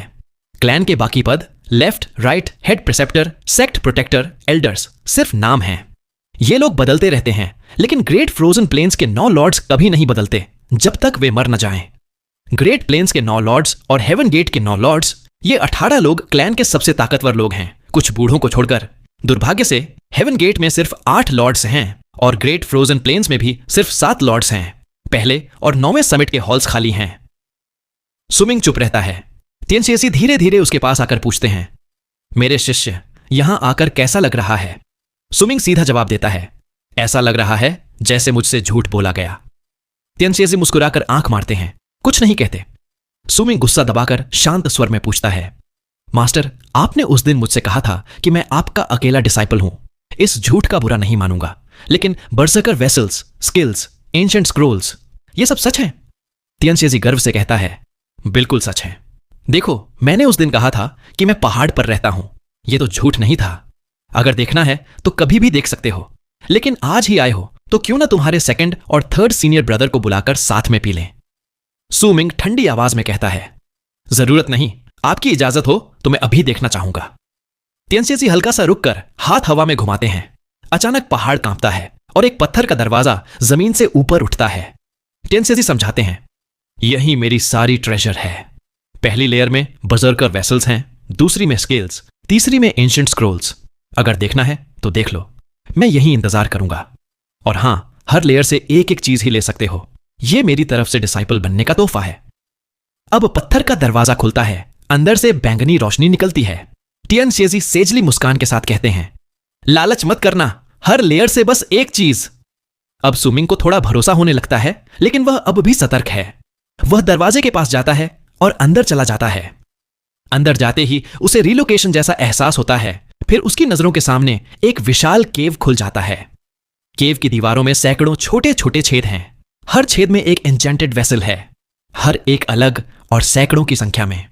सूमिंग ध्यान से देखता है, उसके चेहरे पर अजीब सा भाव आ जाता है। सूमिंग सॉफ्टली सोचता है, ये हैं उनके बर्सर्कर वेसल्स। अब उसे खुशी है कि उसने मन ही मन खुद को पहले से तैयार कर लिया था। अब यह सब देखकर उसके होठों पर हल्की मजबूर मुस्कान आ सुमिंग जाती कुछ है। कदम आगे बढ़ता है और एक छोटे छेद से हथेली जितना बड़ा औदलल सुई जैसा औजार उठाता है। जैसे ही वह उसे हल्का सा दबाता है, उसका एक कोना टूट जाता है। उसके पास वाले छेद में एक जंग लगा लोहे की तलवार है। कुछ छेदों में तो पुराने बोन वेसल्स हैं जो टूट फूट चुके हैं। सुमिंग चारों तरफ देखता है और पाता है कि यहां ज्यादातर चीजें टूटी फूटी हैं। जो थोड़ी ठीक लगती हैं, उन्हें भी छूते ही वे ऑल की तरह टूट जाती हैं, जैसे हल्का सा दबाव भी सह नहीं सकती। सुमिंग सॉफ्टली हंसकर कहता है, ओह, हुजी ने पहले ही बताया था, लगता है यह सच है। अब सुमिंग सिर हिलाकर हल्की मुस्कान देता है और जो ऑल उसने पहले उठाई थी वही अपने स्टोरेज बैग में रख लेता है। अब वह और ध्यान नहीं देता और केव के अंदर दूसरी लेयर में चला जाता है। पहली लेयर का अनुभव देखकर सुमिंग को दूसरी लेयर से ज्यादा उम्मीद नहीं थी, लेकिन जैसे ही वह दूसरी लेयर में जाता है, उसका दिल जोर से धड़कने लगता है। उसके सामने हवा में अनगिनत चमकदार जेड तैर रहे हैं। ये जेड हल्की रोशनी में चमक रहे हैं, कुछ तो रंग बिरंगे हैं। सुमिंग सॉफ्टली सोचता है, क्या तियनशेजी ने फ्रीजिंग स्काई क्लैन की आर्ट्स और स्किल्स के बारे में सच कहा था? अब वह एक जेड उठाता है, उसे हाथ में लेकर ध्यान लगाता है। जैसे ही ध्यान लगाता है, उसे लगता है कि उसकी सोच उस जेड में खींच रही है और उसके दिमाग में शब्द और इमेजेस बनने लगते हैं। लेकिन सुमिंग ध्यान से देख भी नहीं पाता कि वे इमेजेस और शब्द तुरंत गायब हो जाते हैं। सुमिंग भौहें चढ़ाकर फिर कोशिश करता है, लेकिन हर बार वही होता है। अब वह दूसरा जेड उठाता है, फिर भी वही नतीजा। सुमिंग सॉफ्टली बुदबुदाता है, क्या मेरी कल्टीवेशन अभी कम है? फिर भी वह हार नहीं मानता। कई और जेड उठाकर कोशिश करता है, लेकिन हर बार इमेजेस बस एक पल के लिए ही दिखती हैं और फिर गायब हो जाती हैं। अब सुमिंग का चेहरा थोड़ा उदास हो जाता है। सुमिंग थोड़ी देर चुप रहता है, फिर गहरी सांस लेकर अपने मन की निराशा को दबाता है। अब वह तीसरी लेयर की तरफ बढ़ता है। सुमिंग सॉफ्टली सोचता है, अगर तीसरी लेयर में मैप भी नकली निकला? अब तीसरी लेयर में पहुंचकर सुमिंग देखता है कि यह सबसे छोटी है। चारों तरफ स्टोन शेल्व्स हैं, जिन पर बैम्बू स्लिप्स और जानवरों की खालें, बीस्ट स्किन्स रखी हैं। सुमिंग तीसरी लेयर में खड़ा होकर थोड़ा घबरा जाता है। उसे डर है कि अगर यहां साउथ मॉर्निंग लैंड का असली मैप नहीं मिला, तो वह अलायंस ऑफ वेस्टर्न रीजन का रास्ता कैसे ढूंढेगा। थोड़ी देर चुप रहकर सुमिंग गहरी सांस लेता है। वह बैम्बू स्लिप्स को नहीं देखता, बस बीस्ट स्किन्स में से एक उठा लेता है, धीरे धीरे खोलता है और देखता है। सुमिंग सॉफ्टली कहता है, ये नहीं है। उस पर अजीब रूनिक सिंबल्स बने हैं जो सुमिंग ने कभी नहीं देखे। वह उसे वापस रख देता है, दूसरा उठाता है। सुमिंग सॉफ्टली कहता है, यह भी नहीं। फिर तीसरा, चौथा, हर बार वही। अब बस 3 बीस्ट स्किन्स बची हैं। सुमिंग की सांसें तेज हो जाती हैं। दूसरे वाले बीस्ट स्किन के कोने से हल्की सी रेखा दिख रही है, जैसे कोई नक्शा हो। सुमिंग थोड़ी देर सोचता है, फिर दांत भींचकर वही बीस्ट स्किन उठा लेता है। उसे बहुत स्ट्रांग फीलिंग आती है कि यही वह मैप है जिसे वह देखना चाहता है। सुमिंग के लिए सबसे जरूरी यही था, फ्रीजिंग स्काई क्लैन में जाना या तियनशेजी को मास्टर मानना नहीं, बल्कि वह मैप जिससे वह अलायंस ऑफ वेस्टर्न रीजन लौट सके। इसीलिए जब तियनशेजी ने डिसाइपल बनने के फायदे गिनाए थे, तो सुमिंग को सिर्फ मैप वाली बात में इंटरेस्ट आया। जब पहली और दूसरी लेयर में उसे निराशा ही मिली थी, तो तीसरी लेयर में मैप देखकर उसकी घबराहट चरम पर थी। सुमिंग का दायां हाथ कांपता है। वह धीरे धीरे बीस्ट स्किन खोलता है। जैसे ही पूरी तरह खोलता है और उसकी नजर उस पर पड़ती है, वह कांप जाता है। उसे लगता है उसके दिमाग में थंडर गूंज गया हो। कानों में गूंजती आवाजें आने लगती हैं। अब सुमिंग सब कुछ भूल जाता है। वह केव में है, 9th समिट पर है, साउथ मॉर्निंग लैंड में है, सब भूल जाता है। उसकी सारी अटेंशन बस उसी मैप पर है। यह एक फटी पुरानी बीस्ट स्किन थी, लेकिन उस पर बना नक्शा काफी पूरा था। उसमें से बहुत पुरानी खुशबू आ रही थी। यह मैप शायद तियनशेजी का नहीं, बल्कि बहुत पुराना था। मैप पर 5 कॉन्टिनेंट बने थे। सुमिंग धीरे धीरे नीचे बैठ जाता है। उसकी आंखों में खोया हुआ सा लुक है, चेहरे पर दुख है और वह धीरे धीरे मैप को हाथ से सहलाता है। सुमिंग देखता है मैप पर साउथ मॉर्निंग लैंड है और उसके ठीक ऊपर अलायंस ऑफ वेस्टर्न रीजन भी है। सुमिंग सॉफ्टली बुदबुदाता है, मेरा घर। अब उसकी आंखों से आंसू बहने लगते हैं। आंसू उसके गालों से गिरकर कपड़ों में समा जाते हैं। मैप पर 4 कॉन्टिनेंट उत्तर, दक्षिण, पूरब, पश्चिम में हैं और बीच में 5वां कॉन्टिनेंट है, जिस पर एक बड़ा सा कॉल्ड्रन बना है। साउथ मॉर्निंग लैंड दक्षिण में है, अलायंस ऑफ वेस्टर्न रीजन पश्चिम में, लेकिन दोनों के बीच में एक गहरी खाई है जिसे पार करना नामुमकिन सा लगता है। सुमिंग के आंसू उसके कपड़ों को भिगो देते हैं। कुछ आंसू बीस्ट स्किन पर भी गिरते हैं। वह सिर झुका लेता है और उसे पीछे से आती एक हल्की सांस की आवाज भी सुनाई नहीं देती। टियन शिजी सॉफ्टली सोचते हैं। तो तुमने मुझे मास्टर सिर्फ इस मैप के लिए माना था? दोस्तों, मुझे आप सभी की हेल्प की जरूरत है। मेरे अलावा जिन जिन चैनल पर भी आप अभी दूसरी नोबेल एक्सप्लेनेशन को सुन रहे हैं, तो उस चैनल में जब भी कोई नई वीडियो आए तो कमेंट में मेरे चैनल के बारे में बताओ, या ये बताओ कि मैं pursuit of the truth novel को एक्सप्लेन कर रहा हूं, जिससे अगर कोई दूसरा इंटरेस्टेड होगा तो हमारे चैनल में आएगा, जिससे हमारे चैनल की रीच बढ़ेगी और हमारा चैनल ग्रो करेगा, जिससे मुझे भी वीडियो डालने का मोटिवेशन मिलेगा। और हां, अब ये पार्ट यही खत्म करते हैं। आगे की स्टोरी आने वाले नेक्स्ट पार्ट में पता चल रही होगी। साथ ही अगर आप में से कोई पहली बार हमारे चैनल पर आया है तो मैं केवल यही बोलूंगा कि आप हमारे चैनल को सब्सक्राइब कर सकते हैं। साथ ही अगर आपको ये वीडियो पसंद आई हो तो वीडियो को लाइक करके एक प्यारा सा कमेंट भी कर देना, जिससे मुझे भी खुशी होगी। और अगर आप चाहे तो इस वीडियो को अपने दोस्तों के साथ शेयर भी कर सकते हैं।